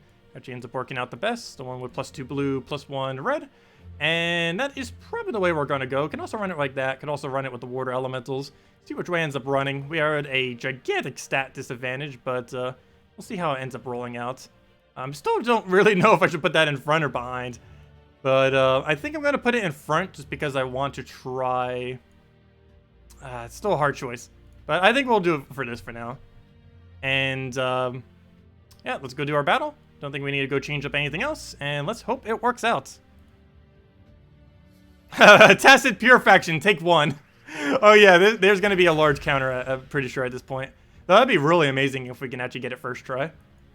I've heard a lot of horror stories on how many times it's taken people or how many packs it's taken. But hopefully we can get it first try. Even this first battle is already annoying and we just started. What's your convert again? Yellow to blue. Though, I do have to say, this Pure Faction team's a lot of fun. We've gotten some really good troops this time around as far as what we can use. The only problem is the Pure Faction against Pure Faction is horrible this time around. But we'll go for that. Get our curse down. Okay, that was a bad board. That's a really bad board. I guess we'll just take that. Go poke us. Luckily, we have an initial barrier because of potions. Oh, my TV just shut off. Oh, well, we won't be going on Nintendo Switch version for a little while. We'll be doing that later tonight. Let's see. Yellow to blue. We'll get that down. Get our hits there. Double bleed. That's barely any damage. That's, what, 3 damage per turn? Then it goes to 6, then it goes to 10, if I'm not mistaken. We should probably stun him. We have him in range of stun, so we'll go do that. So now he has no traits. We'll go take a blue over here. We cannot get a good convert because he just took our good convert. So we probably shouldn't be casting first slot too much. I'm kind of just using him as a meat shield. Also so we can cover yellow mana. And also so we get more of a team bonus because we have 4 unique elementals now. 4 unique Bright Forest and 4 unique from the faction, which gives us slightly higher stats than we normally would otherwise. And we made sure to upgrade the pet and everything beforehand. What do we take here? We'll grab another double poke. Actually, I should probably go for the AoE. But we don't have alignment, so never mind. We could try for Sky Skull, but it's probably not worth it. We don't have any green alignment, so we'll just go for the double poke. Let's see. What do we grab here? Did we restart the video? No, I just went to do the little recording thing. Because this will be posted after the fact if we end up winning. Though, this might take multiple attempts, as Jamie just posted. This is take 1 of possibly many. We'll see how it goes. Oh yeah, I forgot. We could be using Deathmark. Duh! What am I doing? I forgot. It's pure luck. But we can try winning off a Deathmark on Drowned Sailor. I completely forgot about that aspect. It's at minimum 20% per cast. Oh, that is why in the... You know what? That's why in Friday video I said to put this in front of it. I was thinking correctly beforehand, though I wasn't now. Yes, you actually would. I forgot about that aspect of him. Because you'd want to have his Deathmark spam. You still want to have this, obviously, and keep it on reserve. But you'd want to have his death mark spam to try to keep death marking these things, because you can curse and stun them so they get death marked. It's only 20% chance, and then there's only 10% chance per turn. But if you can get kills off of that, it's you'd be able to get a win. Okay, we'll take the red there. It's like Lady Miranda luck all over again, and we already lost a troop, and we have no summon. I kind of expected that to die as long as we don't lose. That was kind of more so the reasoning of putting this here, was to hope that we could keep that alive. But, yeah, it's such an annoying faction. We might have to go in and get more upgrades. That or just not do it. Oh, we'll see. We'll see, we'll see. Yeah, this one is a really vicious faction for trying to do with Pure, against Pure. Just because of how long we need to keep everything alive for. Okay, I'll take a blue over here and just try getting that converted. Oh, he ruined it, didn't he? He did. He ruined the extra turn. So I guess we'll just go for an AoE into the damage. Unless we have an extra turn drop, which I don't think we do, so we won't. Yeah, we can buy more power or things, but I don't want to waste that many just to get it done. But we might. We'll consider it. We'll consider it. Well, this is currently not worth casting, so we'll move that over. We'll take ourselves a... I can poke him, but he's just going to poke us back, so it's not really that worth it. I guess we'll do this and just try for Death Mark. No Death Marks. That is going to be a reoccurring theme. He'll do a little bit of AoE, that's fine. We'll try getting our own up, actually. Take a Skull, which he, for whatever reason, didn't go for. Grab those greens, just so he doesn't. Take the purple. And do we have any alignment? Somewhat. So it's more so for the Death Mark chance, if anything. And again, no Death Mark. Okay, we'll try for a poke off of this. That'll kill his first slot, and then we'll probably Skull spam him. Hopefully we'll have an extra turn set up. No, we do not. We still do not. So I can at least take that Skull if nothing else. We can take double Skull, but... So I don't want to give him anything. How much damage is that? 66? That's not too bad. So it's like 130 for the final battle or something. Okay, now we finally have an extra turn, and that should be match. Is that enough to kill? No, it is not. That is a problem. Oh, no, yes it is. Never mind, I can do that. And that's match. And we still our turn as well. Wow, we almost died on first battle. That is insane. We're not even to the hard ones yet. And now we instant lose. And now we lose. Yeah, this Pure faction is vicious. We might just... I'm serious in that we might just not go for it this time. Though I might still want to go for it, because if we're going to do every faction eventually, maybe I still do. So we'll see. How many potions... What is the lowest amount of potions any of you have done it with? I heard someone mention 3 before. Or were you just talking about getting to level 500? What's the lowest anyone has completed that so far? And what was your horde level when you did so? Because, wow, we would need to get a lot of luck to actually complete it with this. I'll throw that down, get our blues, go grab a blue over there, grab a, maybe we just spam this and just hope it gets super, super lucky with, like, Lady Miranda. That might just be the way to go and play it off of pure RNG, off the Death Marks. Because we can curse them and then just, Death Mark them. Nothing will have immunity after that. Well, let's take the Skull, grab that down. Didn't get a good cascade, but oh no, don't keep doing turns. We're about to die to Merlide, of all things. 12 power potions. Let's see. Grab, we already lost. Let's stop the recording thingy. Recording is dead. Yeah, we're already lost. Rip. Retreats. Round 2! This is not looking good. Let's see, what's our layout now? Okay, our layout's a bit easier. We got a tier 2 room. Please be the Death Mark room. It's not. Okay, we're gonna try a really, really weird method. I don't know, do we go for upgrades? This could potentially be a really easy path. Nothing here kills. Nothing. Oh, except for Void V90? Void, whatever his thing is. Okay, there's one thing that kills. But we can try killing him with Death Mark. This has just Bonnie Rose. Again, kill it with Death Mark. This is just the normal first battle. And that is the bane of our existence. Let's see. To potion or not to potion? I'm tempted to buy 5. That will cost us 1,000 gems. Which means we're wasting 1,000 gems. But it would give us 45 more stats. Which would make this a lot easier. Took you 9 tier 7s to get this. Let's see. What was your faction level, though? Was it 200 or 100? Is Hall of Guardians pure harder or easier than this? I believe it's easier. Because once you kill Gargoyle, you'll pretty much win. The biggest issue is getting Gargoyle killed.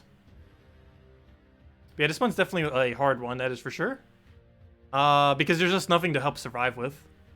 At least for Hall of Guardians, you have 25% off of Potion and 50% off of Gargoyle and Silent Sentinel. They both have the reduction. Plus, you only need to do 3 rooms, whereas this one is 4 rooms. Okay, you did that with 200 Horde. I don't know. I guess we'll try 5.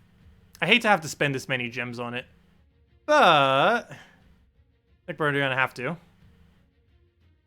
And that would mean we bought this 8 times total. But yeah, let's buy it 5 more times. 1. The gems, it hurts. 2. 3. It hurts every time. 4. And the 5. Ooh, 1,000 gems down the drain. But if it gives us the faction, it's fine. Okay, round 2. I guess you guys keep keeping track because we might be here a while. Round 2. Oh, so what's our team that we're going to be running this time around? Yeah, now we bought it 8 times. But yeah, we bought the 7th one 8 times. Let's see. Yeah, we'll just do it from this screen. Let's start the video over again. Or, you know, I'll just be doing the intro thingy. Just in case, because we're separating it for a video in case we get it correctly. But anyways.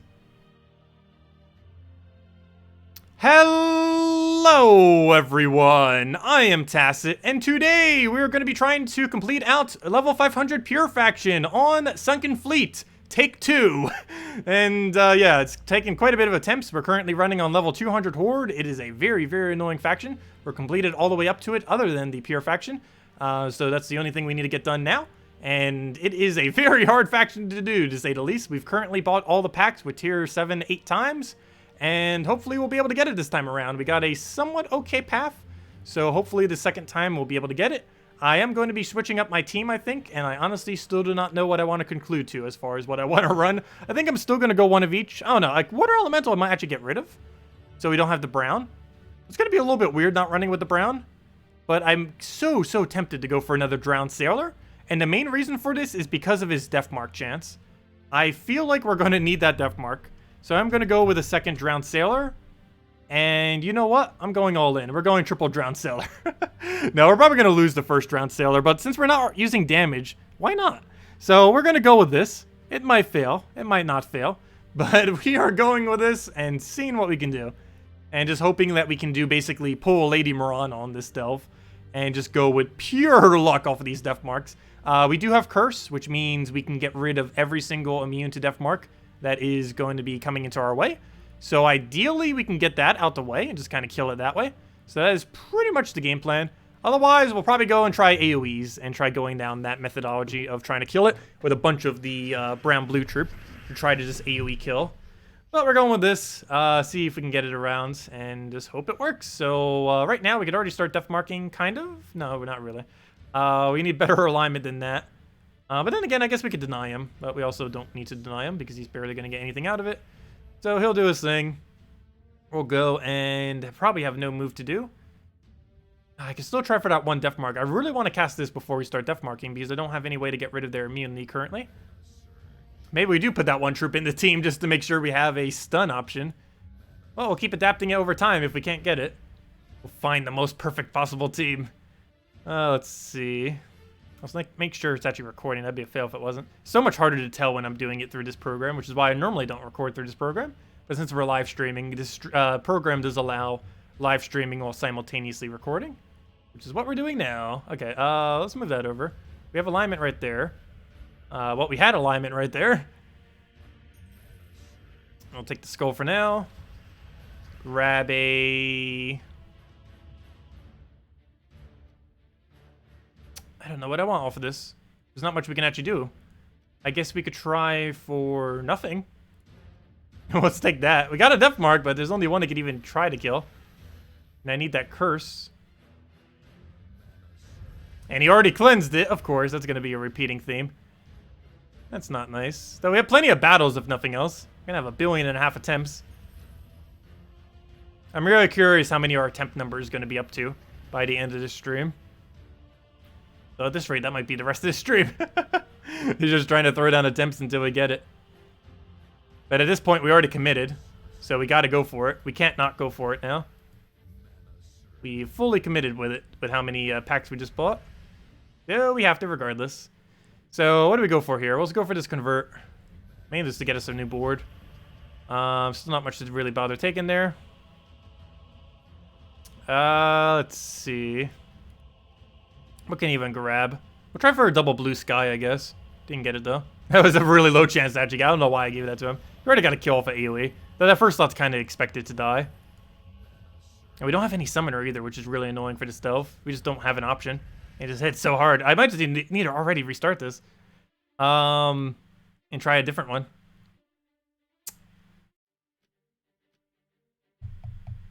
Trying to think of like what kind of composition we could try to do to make this work.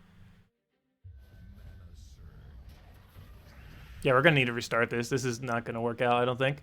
It has way too much of that one troop. Okay, round 3. Stop recording. We're gonna accidentally click the stop streaming button eventually. Hopefully I don't. Actually, it's impossible for me to do that. Never mind. The stop streaming button actually has a warning button on it. So that shouldn't happen. But, okay, what's our path now? Please be death mark room. Nope. What's our in-between rooms? Nope, Leviathan. You know what? Let me just do this battle and repick it. We have enough battles. I think I'm going to be using all my sigils just to repick to try to get the perfect battle. We're committing all the way into try to get this. Okay, now we can just run away. Okay, do we have a better layout? Stop giving Leviathan! The Leviathan room is going to destroy us. Let's see. What do we have? Okay, this might be better. That we just have to worry about Troglodyte for the most part. And this one we have to worry about Nimue and Siren and Azura. And I forget what Sea Witch does. It might actually be the whole team. Oh no, do we get this one a shot? I might give this one a shot. Do we get any benefit from this? All future enemies gain Tidal Affix. What does Tidal do again? Doesn't that give them Submerge? What does Tidal do? I'm pretty sure that does Submerge every time they cast. That would mean we can't run AoE against them. Which means, yeah, we have to skip this one. Because that means we can't use AoE damage. Is what that means. Okay, so we'll go and fight into retreat again.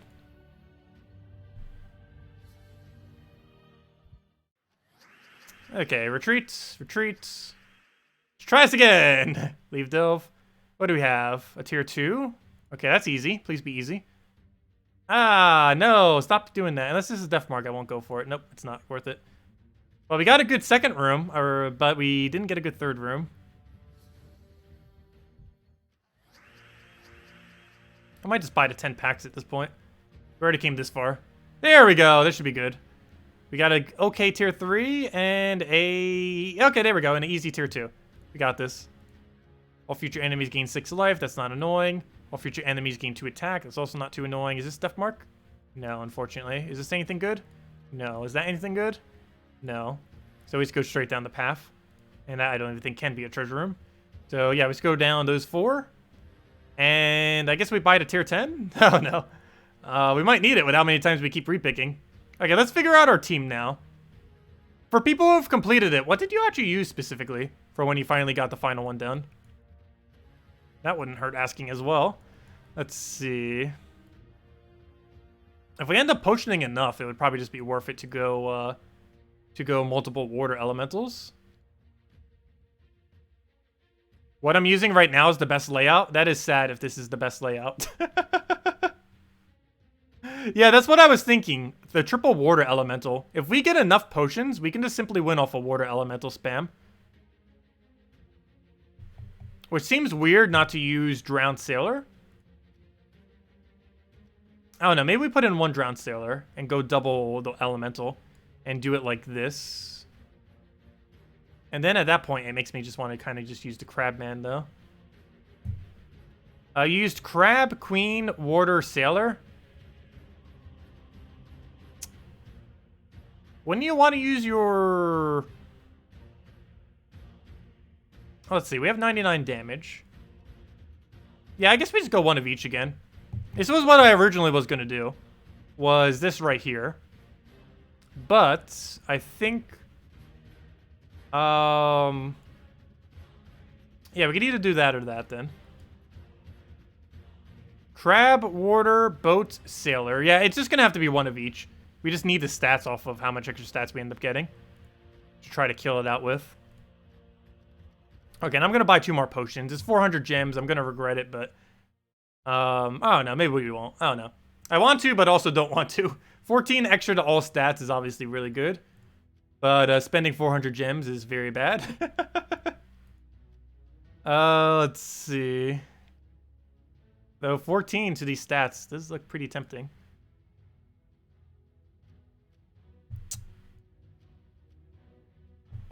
Yeah, we'll just stick with what we originally did. I'm pretty sure this is exactly what I mentioned on the Friday video for what to run for Pure Faction as well. So it's kind of convenient that it came right back to that as well. I either showed this or this. It was one or the other.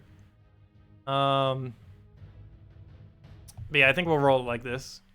The 2 tanks up front, the def mark there, and just use everything to its fullest capability and just hope we get pure luck. Okay, I think I will buy 2 more packs. I'm doing it. If we waste 400 gems, we waste 400 gems. We're not getting anywhere near dangerously low. We still have like 24,000 gems. As long as we don't go below 20,000. So I will probably regret this, but oh well. It's only 400 more. Not that big a deal. Our reserve is still high enough that buying it 10 times shouldn't be too bad. So now we bought it 10 times. So if we fail now, there's a problem. But let's do this now.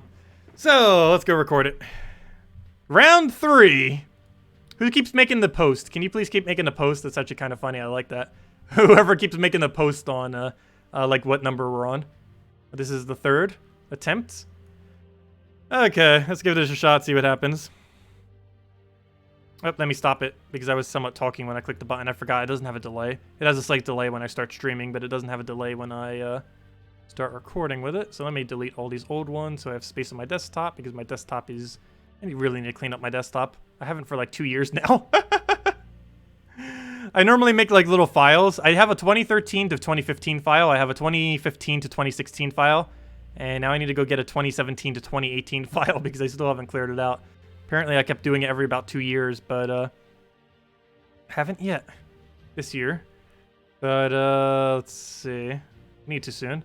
But anyways, where's the record button? Then we'll go to that. Wait, let me bring chat back up. It's not even up currently. Where is it hiding at? Let me go X out of that. I don't need that open. This is for the preview earlier. Okay. Where to go? Right there. Hello, everyone. I am Tacet, and today we are going to be going and trying to complete out the Gems of War Sunken Fleet on Pure Faction. This is our 3rd attempt now, and hopefully we'll be able to get it done. We are currently on level 200 Horde, as well as we've bought into the pack 10 times. So we bought all the tiers, as well as the final one 10 times, which comes out to, what, about 3,000 gems or so? A little pricey, but hopefully we will be able to get this done, and finally get our Pure Faction out of this. We currently have a pretty decent order, and we're going with the one that we pretty much mentioned on Friday, which is not that. I forgot, it doesn't save. It is not that team. We've been trying a few different teams just to kind of mess around, but we're going to go back with the classics. And the classic is one of each, and specifically I'm going to be using in this order. Though there are a few different orders depending on how you want to run it specifically. But it is Crab, Queen, Sailor, which I already had there, and the Water Elemental with the banner for the faction. So we're going to be going with this. Hopefully we win. And that's the game plan. We have 30% reduction here on top of our 25% off of potions. He submerges every single time he gets hit. He has an okay amount of damage. We have Water Elemental doing an okay amount of damage, plus he has a Water Link, some spell reduction as well. We have this for double Death Mark that he has into Empower, plus he creates a bunch of blue. And if we have Curse off of this, they will not have Death Mark immunity. Some of them do, obviously. But we can get rid of that immunity.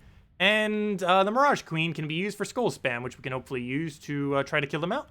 And go from there. Our stat lines are actually relatively similar to theirs, so hopefully we should be able to get it down, or at least on this first battle. It'll be about double for the final battle.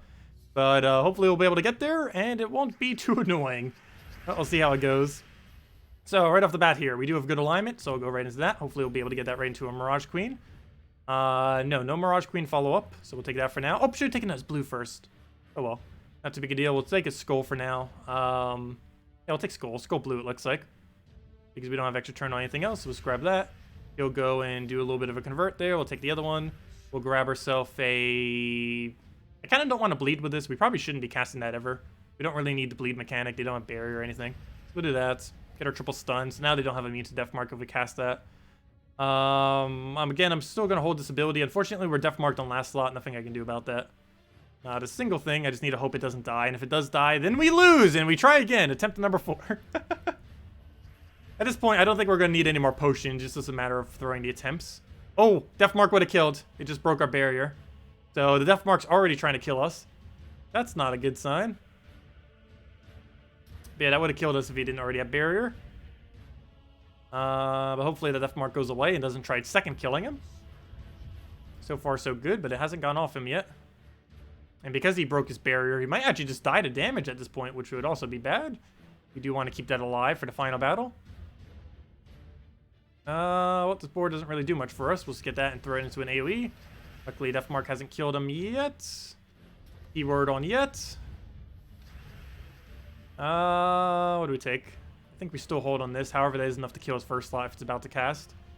I do still have Mirage Queen, but we do not have a free turn off for Mirage Queen, unfortunately. We have enough to kill his first slot, but that's it. I guess let's take a brown for now, since we don't have too many other options. Luckily, he cleansed, so we don't need to worry about that now. And we still have that rejuvenation per turn, and no, he doesn't have it normally, but he has it 3 per turn just off of potions. The normal amount we have on potions. Everything has 3 regeneration per turn. Slowly heals it back up over time. Okay, do we have alignment on all these new greens that just got moved? No, we do not. So nothing to really cast here. Guess we'll just keep delaying our turn. There we go, we got to shuffle, that's good. Unfortunately, we don't have any follow-up for it. No alignment on Mirage Queen still, but we'll take the Skull. We'll grab ourselves the brown right there, which will throw us right into an AoE. And if we can throw that into... that's not going to be enough damage. So we'll hold. We'll throw a Skull, and that will get our kill right there. Oh, wait, do we have Mirage Queen? No, we do not. So let's throw the Skull for now. And let's see. What do we take? Do I have alignment on that? No, we do not. I guess we could take blue to blue.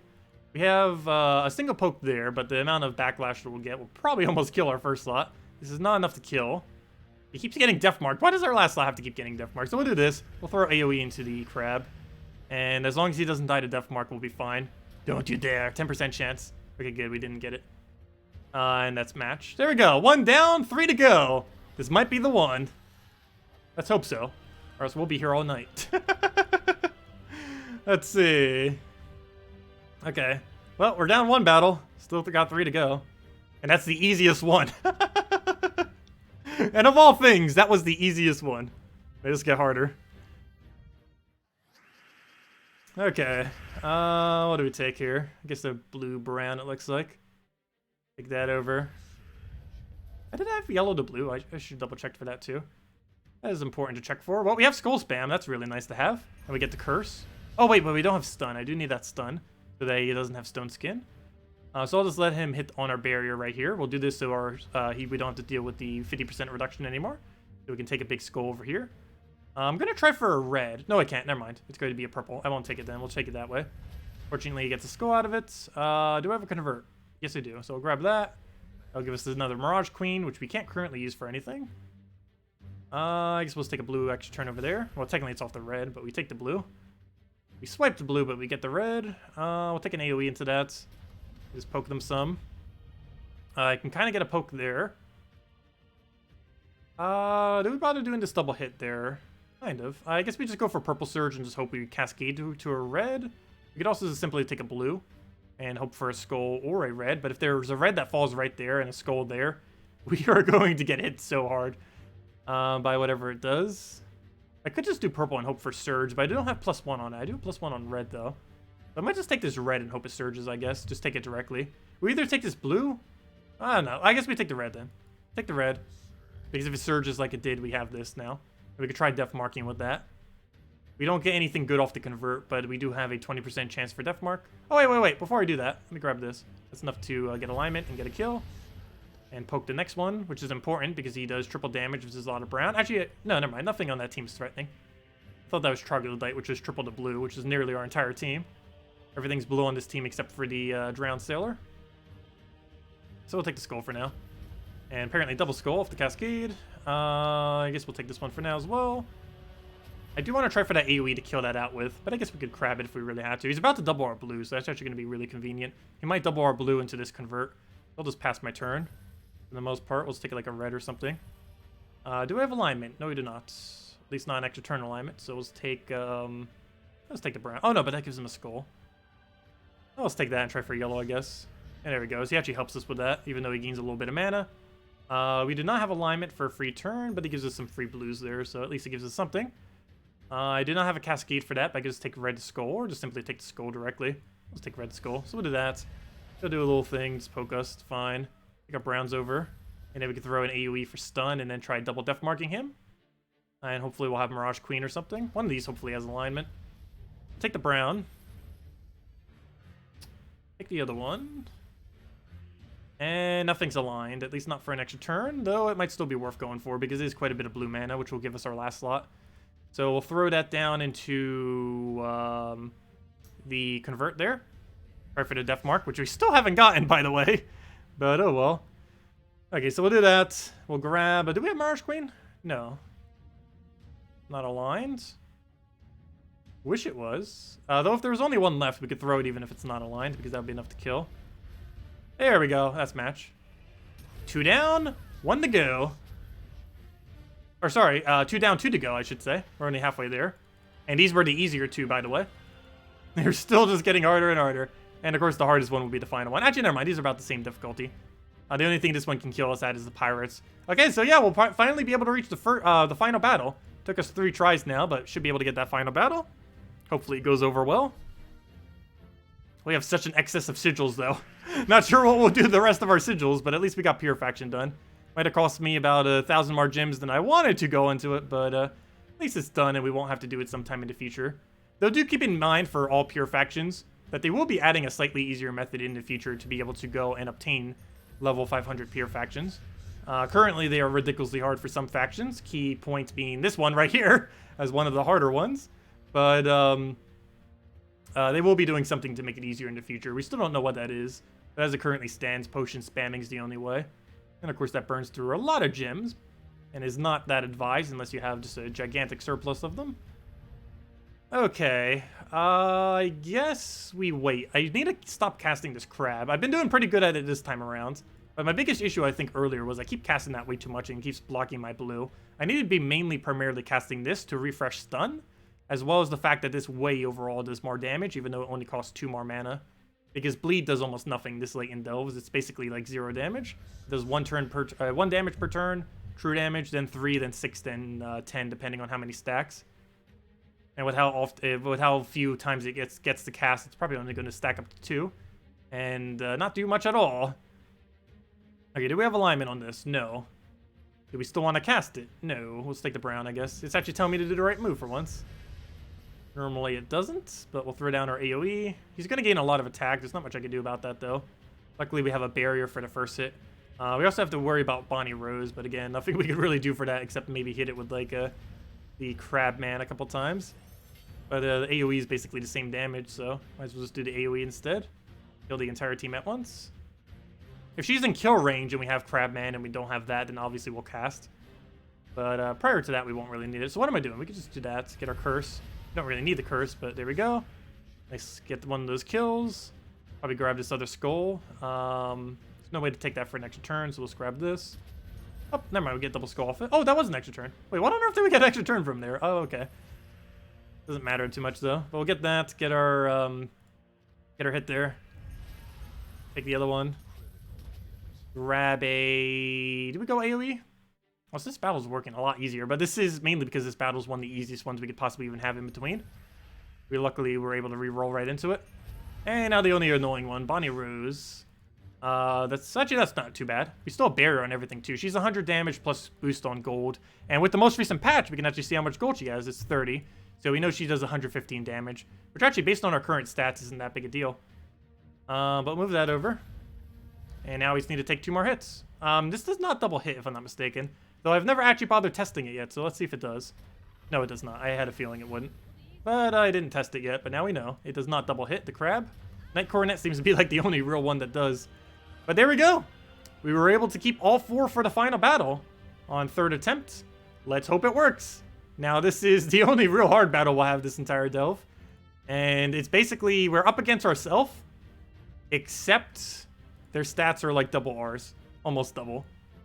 But we do have some potion effects, which make it a little bit easier, but still, it definitely has the advantage over us. It has like 500, 500 compared to our about 200, 200. Plus its attack's about double. Everything's about double as far as what it has. Almost triple as far as its overall durability. Actually, even more. It has over 1,000 overall durability, whereas we have 400. Yeah, it's like a 2.5 higher on everything, pretty much. Except for maybe attack. Attack's almost more towards double. But still, hopefully we can get it down. Hopefully first turn advantage and everything will be enough. Hopefully this will go down. Hello, Bakchan. Welcome. Don't jinx it. We'll probably jinx it. Let's see. We always jinx it. Well, Mirage Queen will have full mana next turn, so that's good. I think I just take the skull, because why not?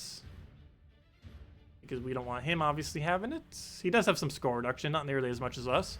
We have 25% plus whatever we have on this, which is 30.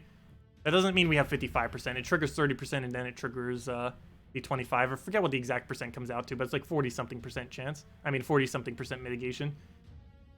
So I can take blue to brown. I don't think I need that much mana though. What other converts do we have? Because I need to make sure I don't accidentally give him a good convert. For example, I need to not take that blue, because that will give him the convert on the skulls.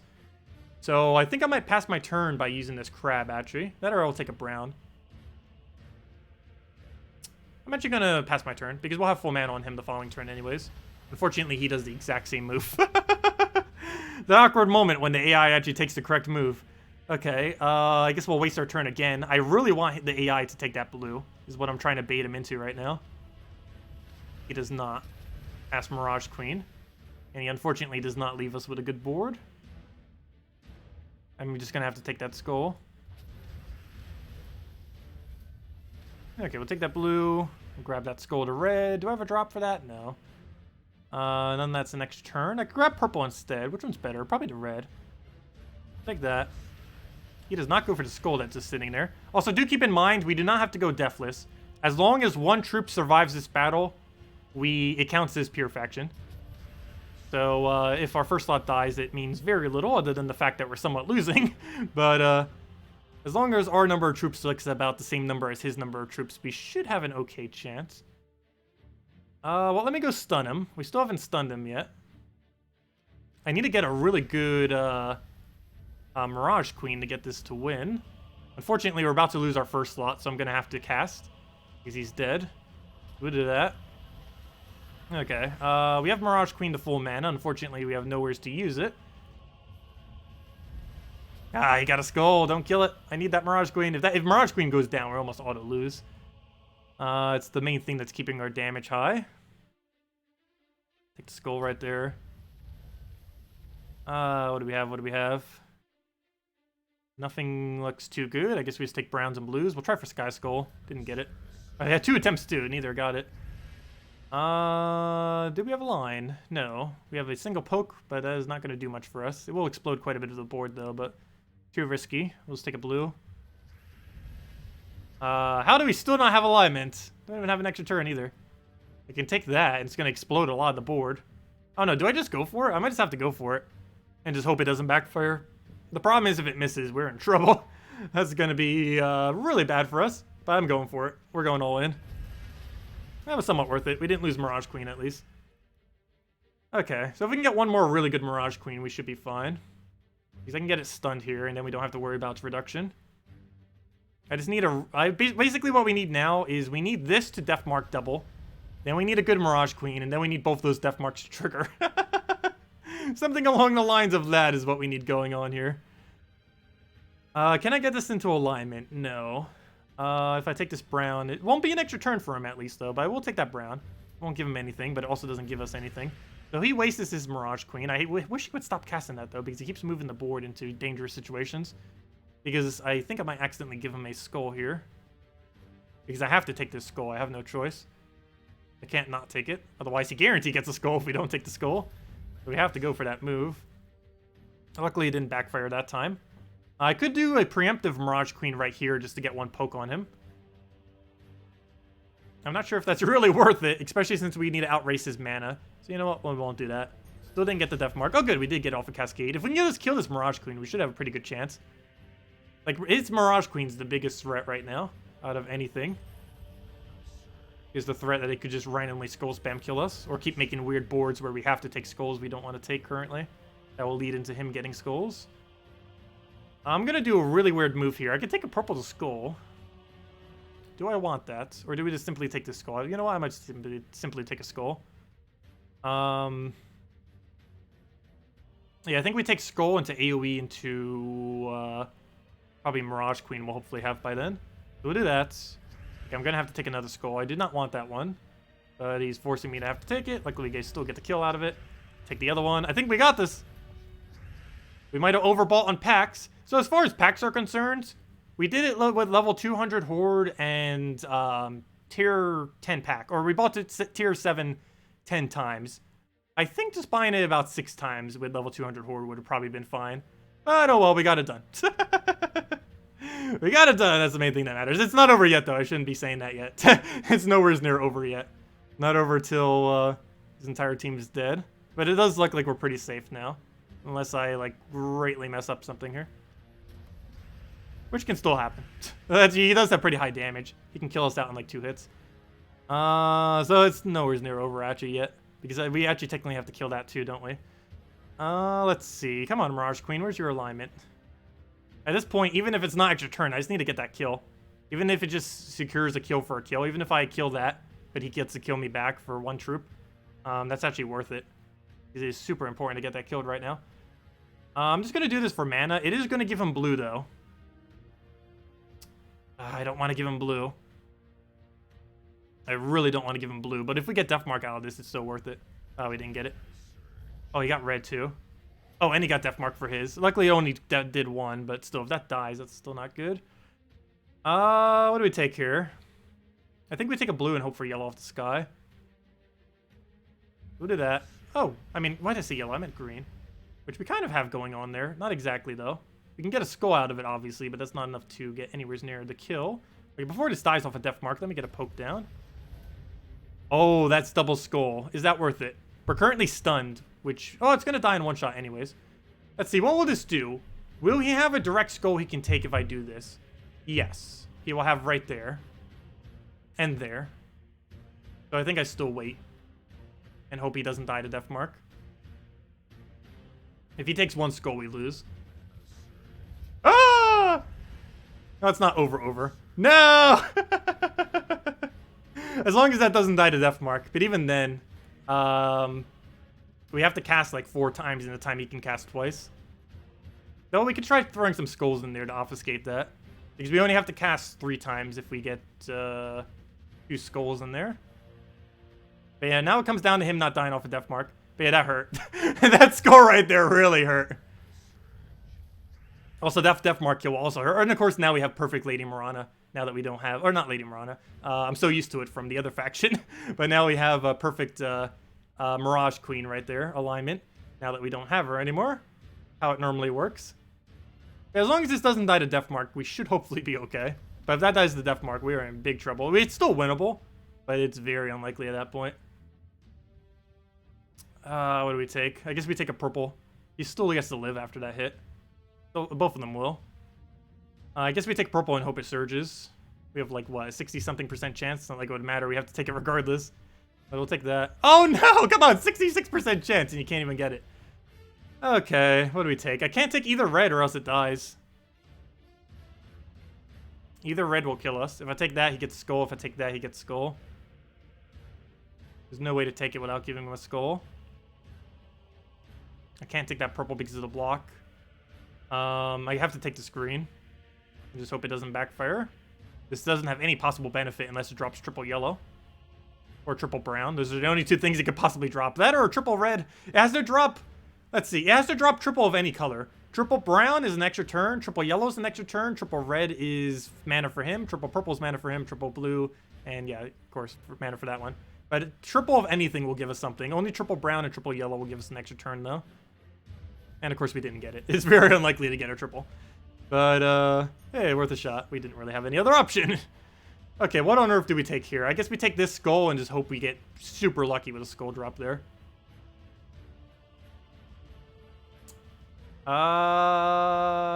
Let's see. Yeah, that seems to be our only route.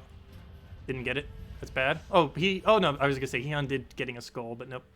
Okay, still winnable. Still winnable.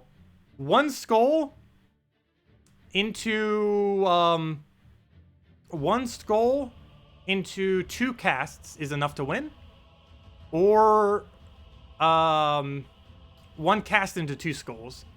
Either of those 2 conditions without taking any damage still wins this battle. Unfortunately, this board is looking pretty bad. Let's see. And he's going to probably be able to outrace us because he's about to convert for mana. And this is almost guaranteed going to give him a skull. If a skull falls there, there, or there, we lose. Okay, good. We're still in this. Oh, we got rid of our death mark too. So now we don't have to worry about randomly dying every single second of every battle. I think I'd take blue down and hope for a green and hope we randomly get a skull. At this point, I kind of have to take the riskier moves. There's a high chance he gets a skull here. But if we get that green, we have a good chance of winning. We didn't get it, but at least we didn't give him a skull. So we'll take this. I'm going to have to just take it. We don't really have another option. We have to take it. There's no other move. Well, I guess I could move it. No, never mind. I would still give him something. But yeah, I have to take the skull.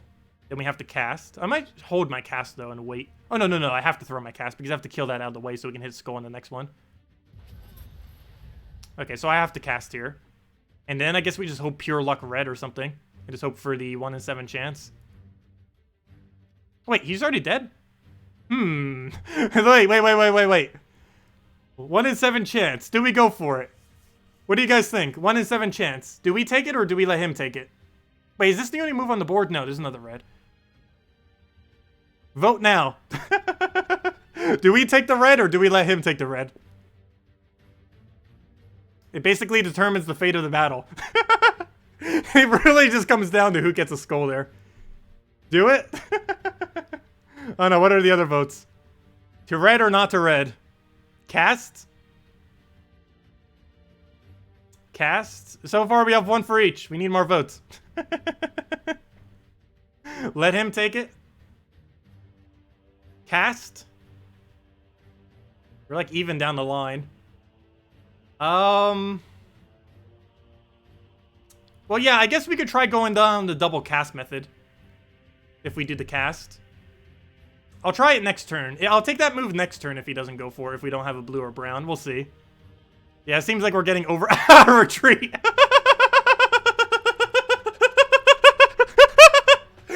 I don't know why I found that so funny. That is not an option. We fight to the death. Okay, we'll cast. Retreat, though. Oh, that's great. That's great. Ah, good thing we didn't go for it. It wouldn't have given it to us. Though it wouldn't have given it to him either. Okay. So obviously we don't take that brown-blue or we instantly die. So it looks like we take this red. And we see what the board's like from there. That is a def, right? Yeah. That literally will just give him the win if I take that. So we definitely don't want that. We'll take this red. We're running out of moves. He might actually make it so we have to take a move that makes him automatically win. Which would be a gigantic fail. But then again, he's going to give us a blue at minimum. We could take a blue move into a purple, try to for the extra turn, and then hope for a skull. That's probably our game plan then. So we'll take this red. The only way we could possibly lose off this red is if a skull falls both there and there. No other condition would make us lose. So that would take a high amount of unluckiness to actually die there. Let me see, is that the safest move? It's pretty much our only move. That's the only move that doesn't kill us, actually, on this entire board. So we'll take that. Good. Didn't backfire with anything. Okay, so I believe we take this blue, hope for a purple, and then hope that there's a skull right there so we can then swipe it. That's assuming that we get an extra turn. We do not want a purple to fall there if we did not get an extra turn. That would be awful. But then again, do we take a safer move? If I take this blue, he would have to double skull in order to kill. But the problem is, if that's a purple, he wins, most likely. Now we got another situation. Do we take this blue or do we not? We'd have to get a sky purple off of it. The problem is if we get a skull there, he wins. Whereas this blue, he would need to get double skull, which is very unlikely. We could also take this blue into a red, but if he gets a skull there, he auto wins as well. I'm leaning towards that blue, though. We better not lose this. What do we do? Place your votes again. What do we do? Do we take the blue into purple chance? Or do we take the blue all the way to the right? The blue all the way to the right is safer, but it gives us no way to win. But the one to the left is more dangerous, but it gives us a chance to win. Safe move? The other problem, though, is we could eventually run out of moves. Yeah, we might do the blue to the right. There's one reason why I'm going to consider the blue to the right. And that's because even though this is flashing, the AI is probably going to take this brown-blue right here. And if it does, we win. Unless he gets a skull off the top, which would be such a horrible, horrible thing to happen. Yeah, I think I am going to go for the right blue. Though if he gets that left blue and actually hits it, we probably lose. I'm probably not going to take the chance. We didn't get it on the The 1 in 7 chance is really low that we would actually get it. Okay, we won. Oh, we would have gotten it. Wait, would we have? Wasn't that a purple? I think we would have gotten it, but it doesn't matter. We won. We won. There we go. We won. Pure faction. Boom. Wow, that was way harder than it needed to be. So that was with level 200 Horde and buying tier 7 10 times, which is 2,000 gems alone, let alone what all the other packs were, which is like another 1,000, so what, like 3,000 or so gems. Of course, we get some back from leaderboard, of course, but not that many. I think we get like 75 in an orb. But pure faction completed. Wow, that was way. I know. I say hi to YouTube, everyone. Well, we're already on YouTube, but yeah, this will be uploaded later. But anyways, guys, yeah, let's go claim our max little pets. And thank you all so much for watching. If you are watching this from the actual little video thing and not the live stream, if you still have any other questions, feel free to leave it in the comment section below. And yeah, there we go, level 2,500 Horde. And that is kind of interesting because now we finally have 3 2,500s now. So there we go, 2,500, 2,500, and our most recent 2,500. But anyways, guys, thank you all so much for watching. If you're watching on the video, leave any comments below, and I will catch all you later. Goodbye, everyone. Okay, don't leave, guys. That is not the end of the stream. That's just me recording the video thingy, since we were recording it, of course. But anyways, that's that. So now that that's done, what other things do we need to go do on our main account? I think that was it. Let's, we technically could do the rest of these battles, but I don't think we have the time, and it's not really that important. But we do have 17 battles laying there if we really want to later tonight. But next order of business is, let's go switch to Nintendo Switch version. I want to go do Guild Wars real quick. And let me go hand out a second redeem code. I did say we'd hand out a redeem code when we get Pure Faction, and we did do it. So let me go hand out a redeem code. That was way more stressful than it needed to be. But yeah, thanks for all the congrats, everyone. Also, best of luck if anyone's going to be trying for that as well. Wow, that is probably one of the hardest factions. That is definitely by far the hardest Pure Faction we did so far, that we've actually completed. Though I think there are a few of them that are harder to do than that. But as far as ones that we've actually completed that so far, that was definitely the hardest. Anyways, let me go get the Nintendo Switch version running. Let me just close down Gems of War on this version. I don't think we had anything else, right? Oh yeah, I need to go do the event objective, but I'll do that later tonight. I don't need to do that now. Just do that in like half an hour later tonight. It's just event keys anyways. But let me go close this out. Let me go bring up Nintendo Switch, and let's at least do Guild Wars on that before we end out the stream. Oh, and let me go hand out the code as well. We'll do that in a second. Oh, I just closed down the version of the game. Oh, well. You guys know how to use it if I post it. Let me see. Where is my TV screen? There we go. There it is. All right, let's go launch Gems of War. And let me go get the redeem code too while it's loading up. Let's see, where's my redeem code section? Let's see, let's go mark one down. Mark it. Copy it. Paste it. Make sure it works. And here you guys go. Here's the redeem code. Right over here. And there you guys go. There's the redeem code. Use it on gemsofwar.com underneath the game code section. Invite codes found in the settings menu. Redeem codes right over there in chat. And it's usable on PC mobile. Any version but the console versions it works on. So let's go do the Nintendo Switch version now. I'm just going to do Guild Wars. There's a few other things we need to go do. But I'll do that later tonight. For now, we'll just go do the Guild War aspects. Claim all these. And we should get another, for the first time actually on this version, we should be getting 1,500 gems off of Guild Wars. Guild Wars currently, we should be #1. And we are. Even without my battles, we are #1 by a gigantic margin. I think the next one up is, that's still glitched. I'm not sure what is up with that. But the next one up is 1.3 million. And we hit almost 5 million, it looks like, currently. But yeah. So let's go do our battles. Let's see, how did our defend teams do? So far, we didn't lose a single one somehow. Every single one won. Though we only had 2 battles. But of course, this is still in mid-game, early game. So yeah, let's go do our battles now. Not sure what our teams will be. But that's what we're going to be doing. Make sure to switch our team each time to actually use pure colors so we get the full amount of points. Let's see, what's our Guild War Brown currently? We're probably going to have to revamp each one of these. That's actually not too bad. Never mind. Mountain Crusher to Gargoyle? That is perfectly fine. I don't need to switch a single one. Never mind. Do I have them all leveled? I believe so. 19, 19, 19, and that can't even be leveled, so obviously it's leveled. Okay, we'll go with this. And then go from there. Next challenge, full faction without potions. The only faction that can be ran with no potions at level 100 easily is Crypt. It is technically also possible to do All-Seeing Eye with an excessive amount of luck, but Crypt is the only realistic faction that can be done at level 100 with no potions. Every other faction, for the most part, requires potions and or higher horde level. I believe the only other one is All-Seeing Eye, and the reason why All-Seeing Eye can be done is it has Attack Steal, Attack Gain, Summon, and Skull Spam. And eventually you can get lucky enough with all those aspects that it would eventually win. But it would be very unlikely. Okay, what do we take here? Let's grab, let's take a yellow first. Feels weird playing on a big screen after just playing on such a small screen. Well, my laptop's not too small. It's a 17.3 inch screen. But the TV's 32 inch, so it's almost double the size, basically. Especially since it's taking up the whole screen, whereas on my computer, since I have to stream it and have everything else on the computer, it's normally taking up like a quarter of the screen, or like half. Okay, we'll throw down Gargoyle there. And I will nearly wipe him. And then we just kill it with our Tima. That should be enough to wipe. And he's dead.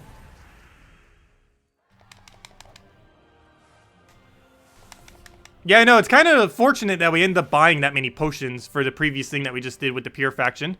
Because if we didn't buy that many potions, we pretty much would have lost. I think our troop went as low as 4 HP. Which meant that 10th potion we actually bought kept us alive. If it wasn't for that potion, we would have died. When we just did that Pure faction, so go figure. And yeah, no problem for the code, everyone. If anyone still has any other questions, let me know. I'll be around probably for another half an hour or so as we just do this on our Nintendo Switch account.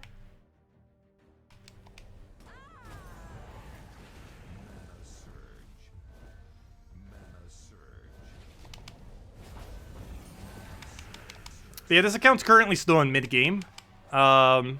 We're still, like, in the middle of mid-game, basically.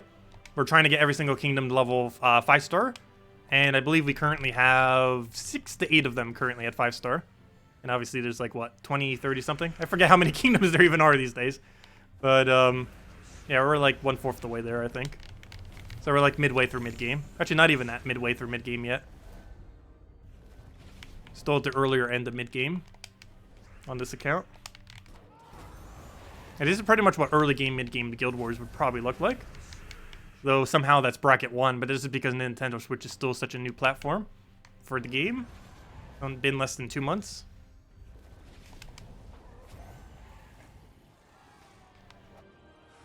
What is the #1 mythic right now, in your opinion? It depends.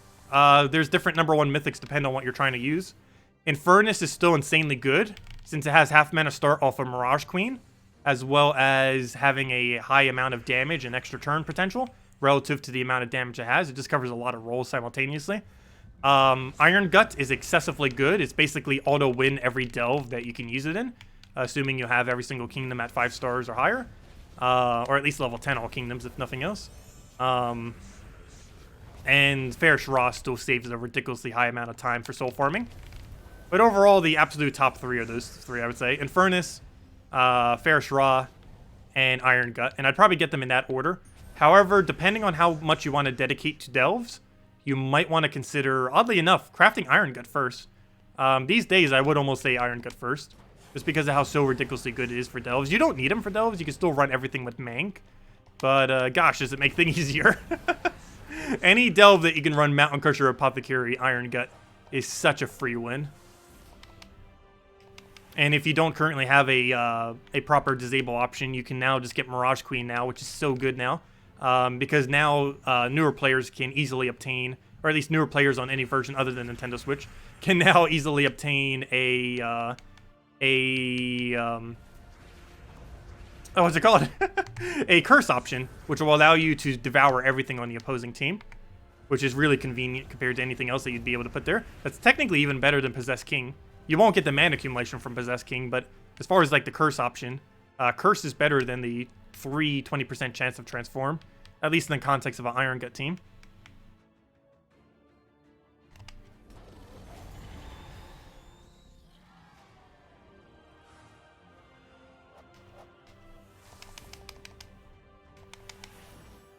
But yeah, those are the 3 highest mythics. Oops, I almost just did the same team. Don't do that. Switch over to red. We're still using Gargoyle Triple Goblin. Also, I'm still laughing at the fact that someone said retreat earlier. Who was that? Who was the comedian who said retreat earlier? It was, Barter. I can't believe that. But yeah, we'll go with this. This actually doesn't use our hero, but it's triple Goblin Rocket on Red Guild Day is insanely good. You could even use quad Goblin Rocket if you truly wanted to. Let's see, what do we take here? We'll grab a Cascaded Red, I guess, and hope for blue extra turn off the top. Oh, never mind. We already. Oh, never mind. Okay, we still have it. Do I just Gargoyle and hope for pure luck? How do I do this? That didn't help much. That did literally nothing.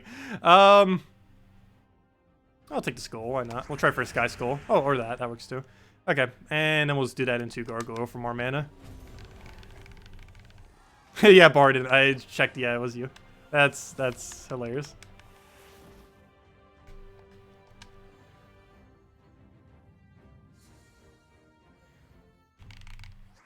Okay, what do we even take here? Take a red to Sky Yellow, hopefully. Perfect, exactly what we got. Now we need another yellow, red, or brown. I guess we'll take a brown. And we do get the Surge on that. Throw that for, oops, wrong one. Throw that right there and get a triple kill. And then we just Skull Kill that off a Goblin Rocket.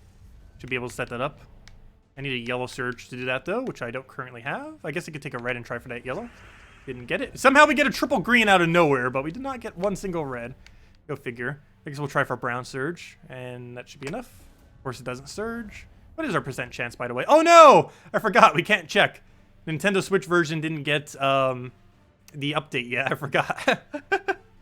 Whoops. Also, if you guys were wondering what I was referring to with the retreat controller thing, normally how controller was before, you actually had to go through all these menus to get to the retreat button. And you would sometimes accidentally like mess with the sound or music or whatever. But in every other version of the game except for Nintendo Switch, if you go in the controller menu, you then go to that other screen, which has the retreat available immediately. So you don't accidentally go through this menu, which is really nice.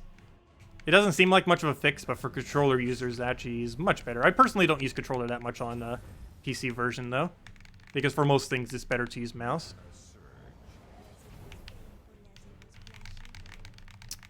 Let's see. You're running Leprechaun, Egg Thief, Skeleton Key, Greed. Can you change something? You don't have Cedric. It sounds perfectly fine. The only other thing you might do is put Apothecary in first slot for 25% extra damage instead of the Leprechaun's gold. But, that would just make it so your cap was a bit higher.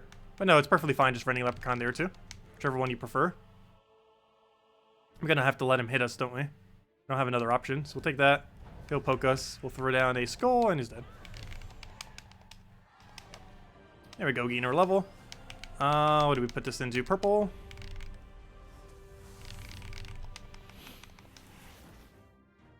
Okay, let's fight, and yeah, we don't need to change anything. This might be one of the weaker guilds. Even though we're in bracket 1, some of the guilds here are still weak. That'll be fixed in the next month or to 3. It'll be a few months before it's fully fixed. But there are still a few weak guilds in bracket 1. Stop hitting us with skulls. We'll go do a triple right there. Right off of that. Actually, it's not a triple, but if we take even one poke, it'll kill him. And there we go. And now he dies off of Gargoyle. And I'm doing it off of Gargoyle instead of Skull because it gets more mana. And how much mana we accumulate does affect our points slightly.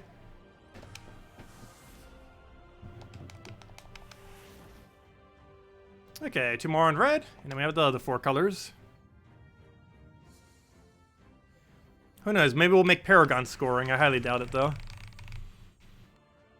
Okay, what do we take here? Let's go throw down a brown, and that will cascade to a purple. That then gives us the gargoyle there. We can then throw that right into poke onto that. And that gets a kill. Oh, did I just leave those blues there? No, I think it exploded there. What do I take? Nothing looks good, so let's take a green to skull chance. Didn't get it. Skull or brown? I guess we take skull. And then we take that into a gargoyle cast. Oh, no! That's not the direction I meant to click! Tilt stick. Why have you forsaken us? Oh well, not that big a deal. This takes 2 more turns. They had tilted to the wrong direction. Because sometimes you use the stick for it instead of just clicking twice. It's safer to click A and then do your direction. But I did it with the tilt thingy. C-stick, whatever it's called. I forget what the proper name is for that stick. But instead of clicking A, you can simply just use the stick to move it in any direction you want. What do I grab there? I guess we take red to red. Take the free red. Take a skull. Oh, yellow. Let's grab that first. Can I get a guaranteed cascade to skull anywhere? No. I can try for one, though. I don't think it's worth it yet. Let me throw gargoyle. Actually, you know what? Let's take that skull first. Then we throw gargoyle. And then we figure out what we do from there. So we'll do that. Get our kills. And he's dead off of gargoyle.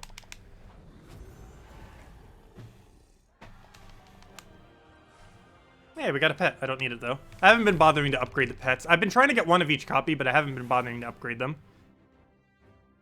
Okay, now we're on to blue. This one I think we have to revamp. Let me see. What are we currently using for blue? Yes. This one we do ideally need a revamp. We do own Tesla now. I forget if we owned Tesla earlier. Let's see. What do we have under blue? That's not what I wanted. Let's do it by rarity, actually. Oh, you know what is kind of funny? That is somewhat tempting. We own Champion of Anu. He gives +1 to all blues per turn. That is so tempting. That is actually so tempting. We do own him. Do we upgrade him? If there was one context he would ever be good in right now, is literally the only context. So, I think we do that instead of running like Web Spinner or something. We could run Web Spinner Loop, though. Some kind of Web Spinner Loop. Well, I guess, why not do both? We could technically do both. And run a Web Spinner Loop into feeding him with Champion. Okay, well, we're about to waste some orbs. Let's go upgrade our Champion. Let's see, let's go use a Major Orange. It is a Mythic after all. And a Major Green, because for the same reason, it is a Mythic. And there we go. So it gets the best value out of anything. And there we go, just as easy as that. We now have Max Champion of Anu, which changes things quite a lot. Let's see. Okay, so what on earth do we run for the rest of the team is now the question. Use web spinner loop or not to web spinner loop. It is tempting. It is very tempting. What do we have that feeds green? Other than himself. That is also the color of blue. You deny green. Oh, Farce Troll. Yep, we'd run this. Okay, we're gonna run web spinner. Forgot about that.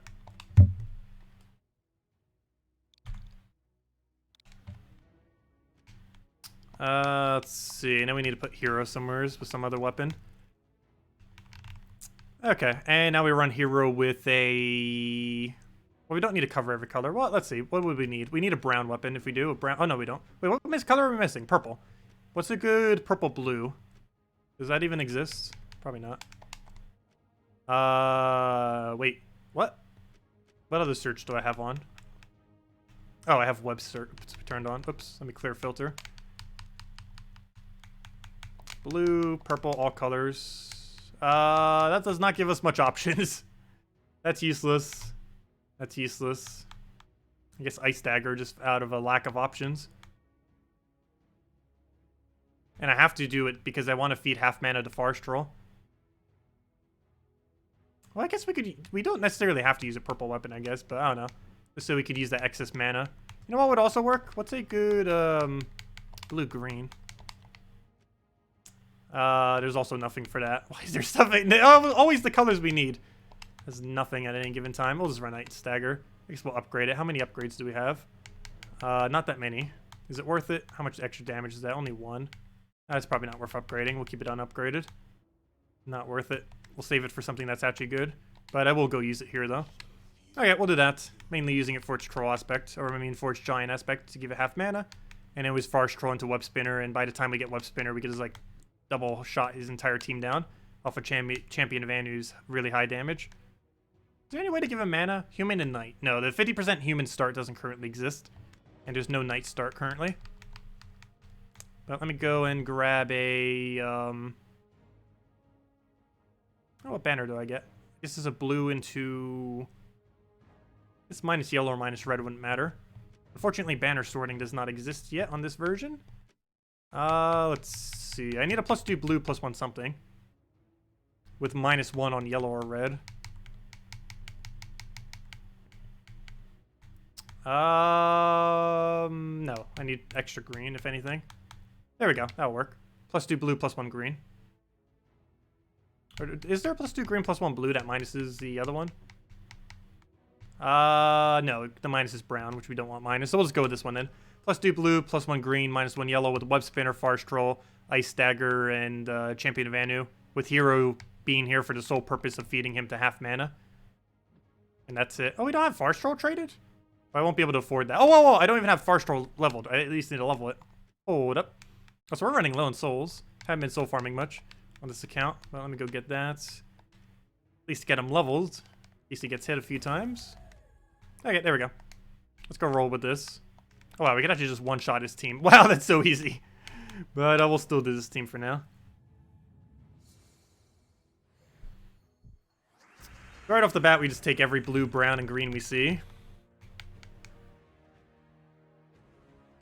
We'll start with a brown, I guess. Get green out of it anyways. We'll go for that.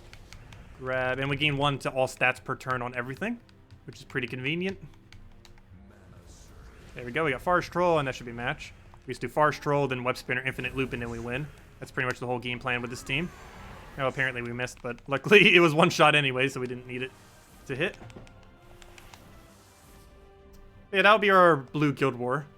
Green spam is our blue Guild War day. Go figure.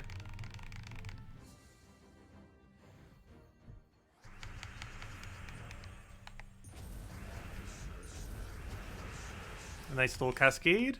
I guess we'll try our luck at this. And he's dead.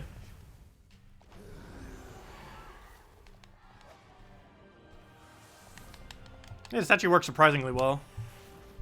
Except our hero weapon's useless, but still. The other 3 work seemingly well. At least this early in the game anyways. I wouldn't bother running this on my main account most likely. I don't think it would work. Web Spinner would die too quick. But this early in the game it works. What do I take? I kind of want Blue Surge. But I also want to try for the extra turn. I'll take Blue Surge. Just make sure they both get it. Okay. We'll take that down. And then we'll cast this into Web Spinner. That should be a match. How did you not get mana? There we go.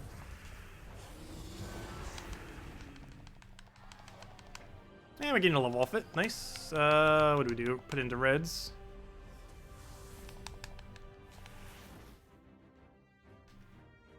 Oh, wow. That's a weak team. Yeah, we still have some pretty weak guilds out there, it looks like. I forget which one of these was actually the hardest. I don't think we actually got up against the absolute hardest. I think the person in second place, or the guild in second place, I don't think we actually ended up facing, unfortunately, so we didn't get to see the really hard battles. I guess that's both fortunate and unfortunate. It's fortunate because we didn't have to do hard battles, but it's also unfortunate because we didn't get to try the hard battles to see what it's like with lower level stuff. But we'll get to eventually. Probably next month's Guild War on Nintendo Switch. Oh, that missed. That is awful. Hey, we finally get to use Ice Dagger for something. That's in kill range of Ice Dagger, right? Yeah, 34 damage. Here we go.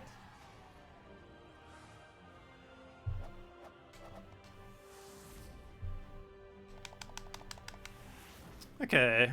One more battle on blues. Oh, I'm gonna miss using this team. This team is actually kind of fun. Let's see. I don't think it would be viable enough for PvP, though, for the same reason that I mentioned earlier. Web Spinner would die too quick.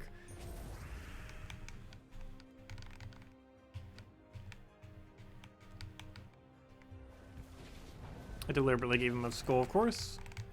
I'm just going to try to hope for pure luck here. That didn't quite work. But oh well. Take a blues. Grab a... yeah, I'm going to cast in double in case it misses. And it was killed with that. There we go. 2 more cards to go. Okay, green. Well, we were kind of just using green. Well, let's do a natural green now. Am I really using Giant Spider Kraken Loop? That's kind of funny. Well, why not? It's actually not that bad a combo. It's 6 damage per extra turn. This was actually the most meta team for Green Day back in the day. Back before they revamped how Guild Wars got scored. But if we don't have that many other options, it works perfectly fine for this as well. That sad moment when you actually get a kill with an extra turn. Off the very first turn. Because your stats are so low. That's funny. We'll take that green. I need to get mana flowing.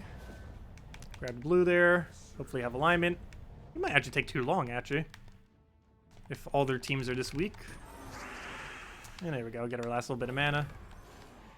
At least it's getting a lot of mana so we can score a little bit better for each of these. But oh well. So 1 down. 4 more. What do we have? That one's pretty weak too. We have everyone. If anyone else has any other questions, let me know. As we will be wrapping up the stream as soon as we finish up Guild Wars for this, which should only take about another, probably, I want to say 7 minutes? Probably about 1 per battle. So they seem to be going a little bit quicker than that with some of these. But, yeah, if anyone still has any other questions, anything you want me to go over, let me know. Otherwise, we'll be back tomorrow to go over the event for next week and go over all that stuff. And do keep in mind, I'll try to remember for Monday video, but I will be gone on Friday, Saturday, and Sunday of next week. So do be aware of that. There will be no streams on those days.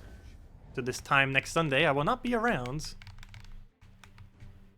Okay, let me take Skull and then just extra turn kill it, looks like. Actually, extra turn won't kill. I would need 2 extra turns. What do we do about that? Oh, let's take a blue for now. Grab that. Get a... Still nothing. Might just have to double Giant Spider just to get a thing. Oh, wait, we got one. Never mind, we can do that. And we should hopefully have an extra turn somewheres. And yeah, there we go. Instead.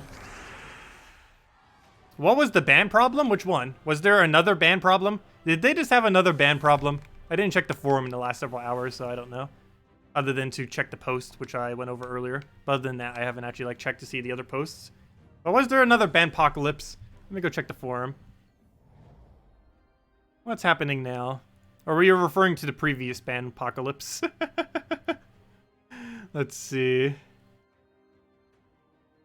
Charmed Nintendo Switch. Wait, what? Oh, never mind. That's just the event. I thought for a second I thought they were like changing the Charmed, or they were changing the Charm mechanic. I don't see a thread on it. I don't see a thread on it. Unless you're referring to the previous one. But that was a while ago. Normally people who mention Banpocalypse was the one from a few months back. And that was because of a, they ended up releasing a little daily thingy, like as compensation because I believe their servers were bad. So they ended up giving like some free gems. I think it was like 10, 20 gems or something. Just as like compensation for like hey, the servers were bad for the day and so, and here's some free gems. But what ended up happening was the mail kept going out every single time people kept claiming it. So people could claim it as infinite number of times and gain infinite gems. They rolled back every single account that did that, and every single account that used the resources they banned, or anyone that like did it to, or, you know, to excessive degree. If someone accidentally did it like 5 times, 10 times, they wouldn't have done it.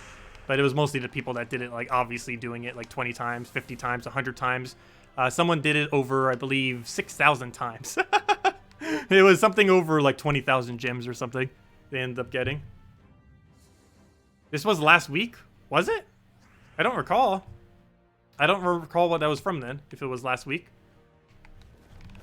But if anyone knows, let me know. But no, I don't recall of one that happened last week.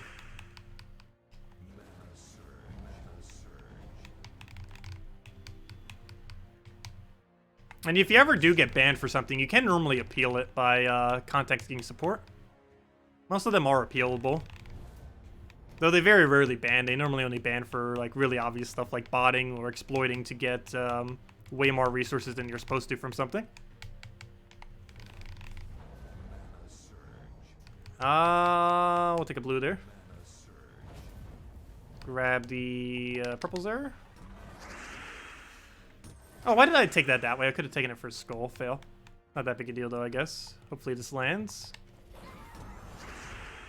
And you know what? I guess we should have taken that earlier because that could have been the match. Oh, it's still the match. Never mind. Luckily, that Cascade saved us from having to waste a turn.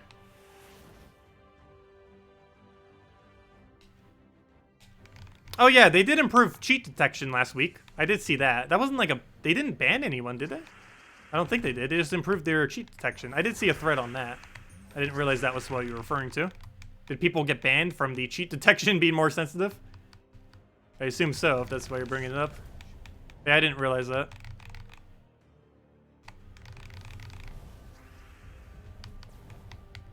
Luckily, using controller on PC still doesn't come up as cheating. Because it isn't. They've always said that it's allowed. But, they always said that like hotkey stuff can sometimes pick up on the cheat engine, but apparently when you do it with a controller, it doesn't matter. But yeah, controller is unfortunately the only way to actually properly do hotkeys on PC version. If you try doing hotkeys by any other means, it almost is guaranteed going to pick up as on the cheat detection thing. But if you use a controller for it, it doesn't pick up. And is allowed, because you're normally allowed to play the game with controller. It literally has full controller support, so... And you just keep switching between controller and mouse. Okay, final 5. Why is it lagging? That was weird. But let's go do our... oh wait, never mind, 2 more color days. We have yellow and purple. Why did I think that was the last one? Let's go do our last 2. But yellow day. Why is it not letting me fight? What? Hold up. Why is it not letting me fight? Hello? Hello? Hello? Hello? Oh no! You know what might happen? They might have 0 people in their guild. So now it won't let me fight the thing. What? I got gypped! I can't fight! I can't fight! Let me try restarting the game and see if it'll let me fight it. I think the guild has 0 members in it, and it's letting me not fight it because it has 0 members in it. I didn't even realize that's a thing. How on earth does Bracket 1 have 0 members in it? That's unfortunate. Let's see. Let's try this again. If it doesn't let me click it, I'm gonna have to skip these 5. But then I can do the next set. But still... Yeah, I can skip it. I can do the other 5 still. But it might not let me do these 5. We'll still be able to do purple, but I might not be able to do yellow.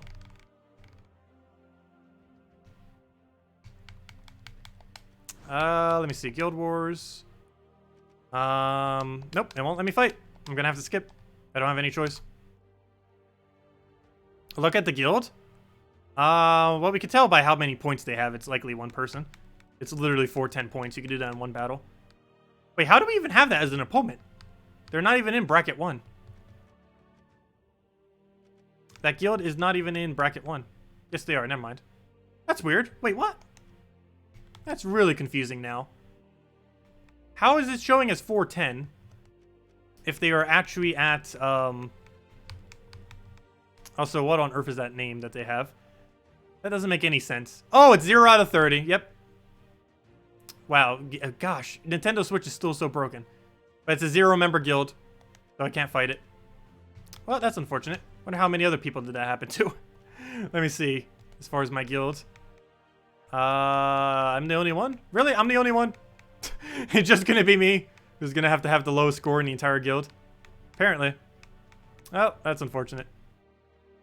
Let's see. But yeah, I'm gonna have to skip it. I don't have a choice. There's 0 people and it won't let me fight it. Oh, let me claim. Really? I was 2 seal shorts. That's sad. I forgot to claim those 2 seals. Okay. I did the gold requirement, right? I don't think I did the trophy yet. I might do a little bit more later tonight. I feel bad if I only do however many I currently have. 161. I believe the requirement's 300. Yeah. Well, then again, several other people haven't yet either, so it's not just me. There's like 6 people that didn't do it yet. Anyways. Where was I? Let me go grab, oh, someone should go finish that. I'm tempted to, but haven't been playing as much, so I do want to save my gold for now. Throw it in as soon as Monday hits. But anyways, where was I? Guild Wars. I'm gonna have to skip this. Does anyone know a solution to this? Otherwise, I think we have to skip. I don't think there is one. Let's see. Let's skip it. I kind of have to. That hurts. That hurts. The 0-0. I don't think we've ever had a 0-0, but there wasn't anything we could do. That is very unfortunate. Okay, what's our purple? Okay, that's fine. Dragon Soul, Black Manacle, Asha, and wait, what hero class are we using? Oh, duh, we have to use Titan. I forgot. We don't have the ability to switch hero classes on Nintendo Switch version yet. Or we do, but it's not the good version. The one that lets you do it for any team. It's still the really weird version. The one before it got updated. Well, that's really unfortunate. So we automatically make dead last then.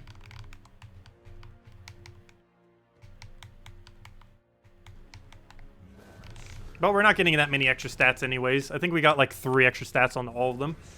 So being higher up doesn't really make too much of a difference, since barely anyone's throwing any upgrades down anyways, because it's still so early in the game.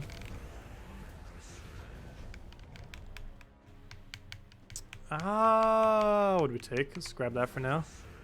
Take a, I think I'm going to let him poke us. I'll take that, yeah. Take a purple, let him poke. Oh, wait, why did I do that? I could have won already. Why did I let him do that? Never mind. Whoops. Could have taken that skull and just won. But oh well. At least we get some souls out of it. We've been needing more souls. We start using Dragon Soul more often. Again. Get those passive souls going. Yeah, 9,000 plus points lost. Though we already are #1 in overall, so that's not really that big a deal. But it will mean we're automatically dead last as far as the guild rankings. Like, you know, when it sorts you in what little section you go in, we're guaranteed dead last because we missed the entire day. Out of our control. Yeah, that's really strange, because that means that what had to have happened between yesterday and today. Because Yellow Guild War would have been yesterday.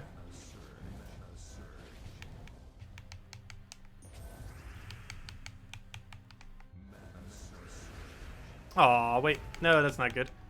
He just Corvashed us. He might Corvash us a second time, actually. Luckily, he did not go for the right mana right there.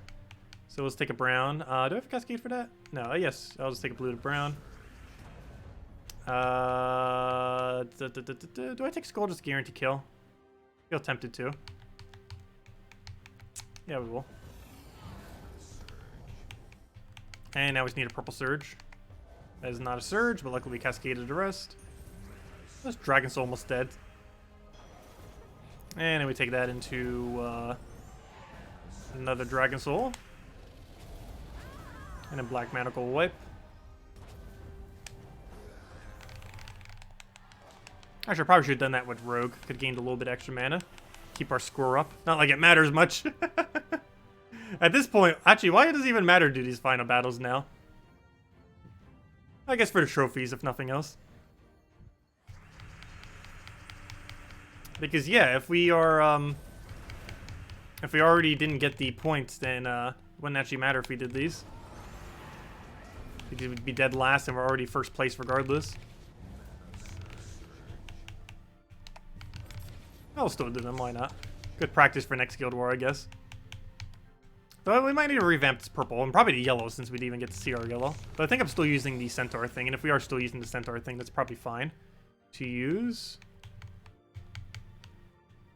Let's take a yellow for now, even though we don't use it. This is not anything else that's viable. I'll take that skull. How's that hero so much stronger than everything else? I guess it didn't bother leveling the troop. That level 1? Almost guarantee. Oh no. Wow. I must just have low base stats, I guess.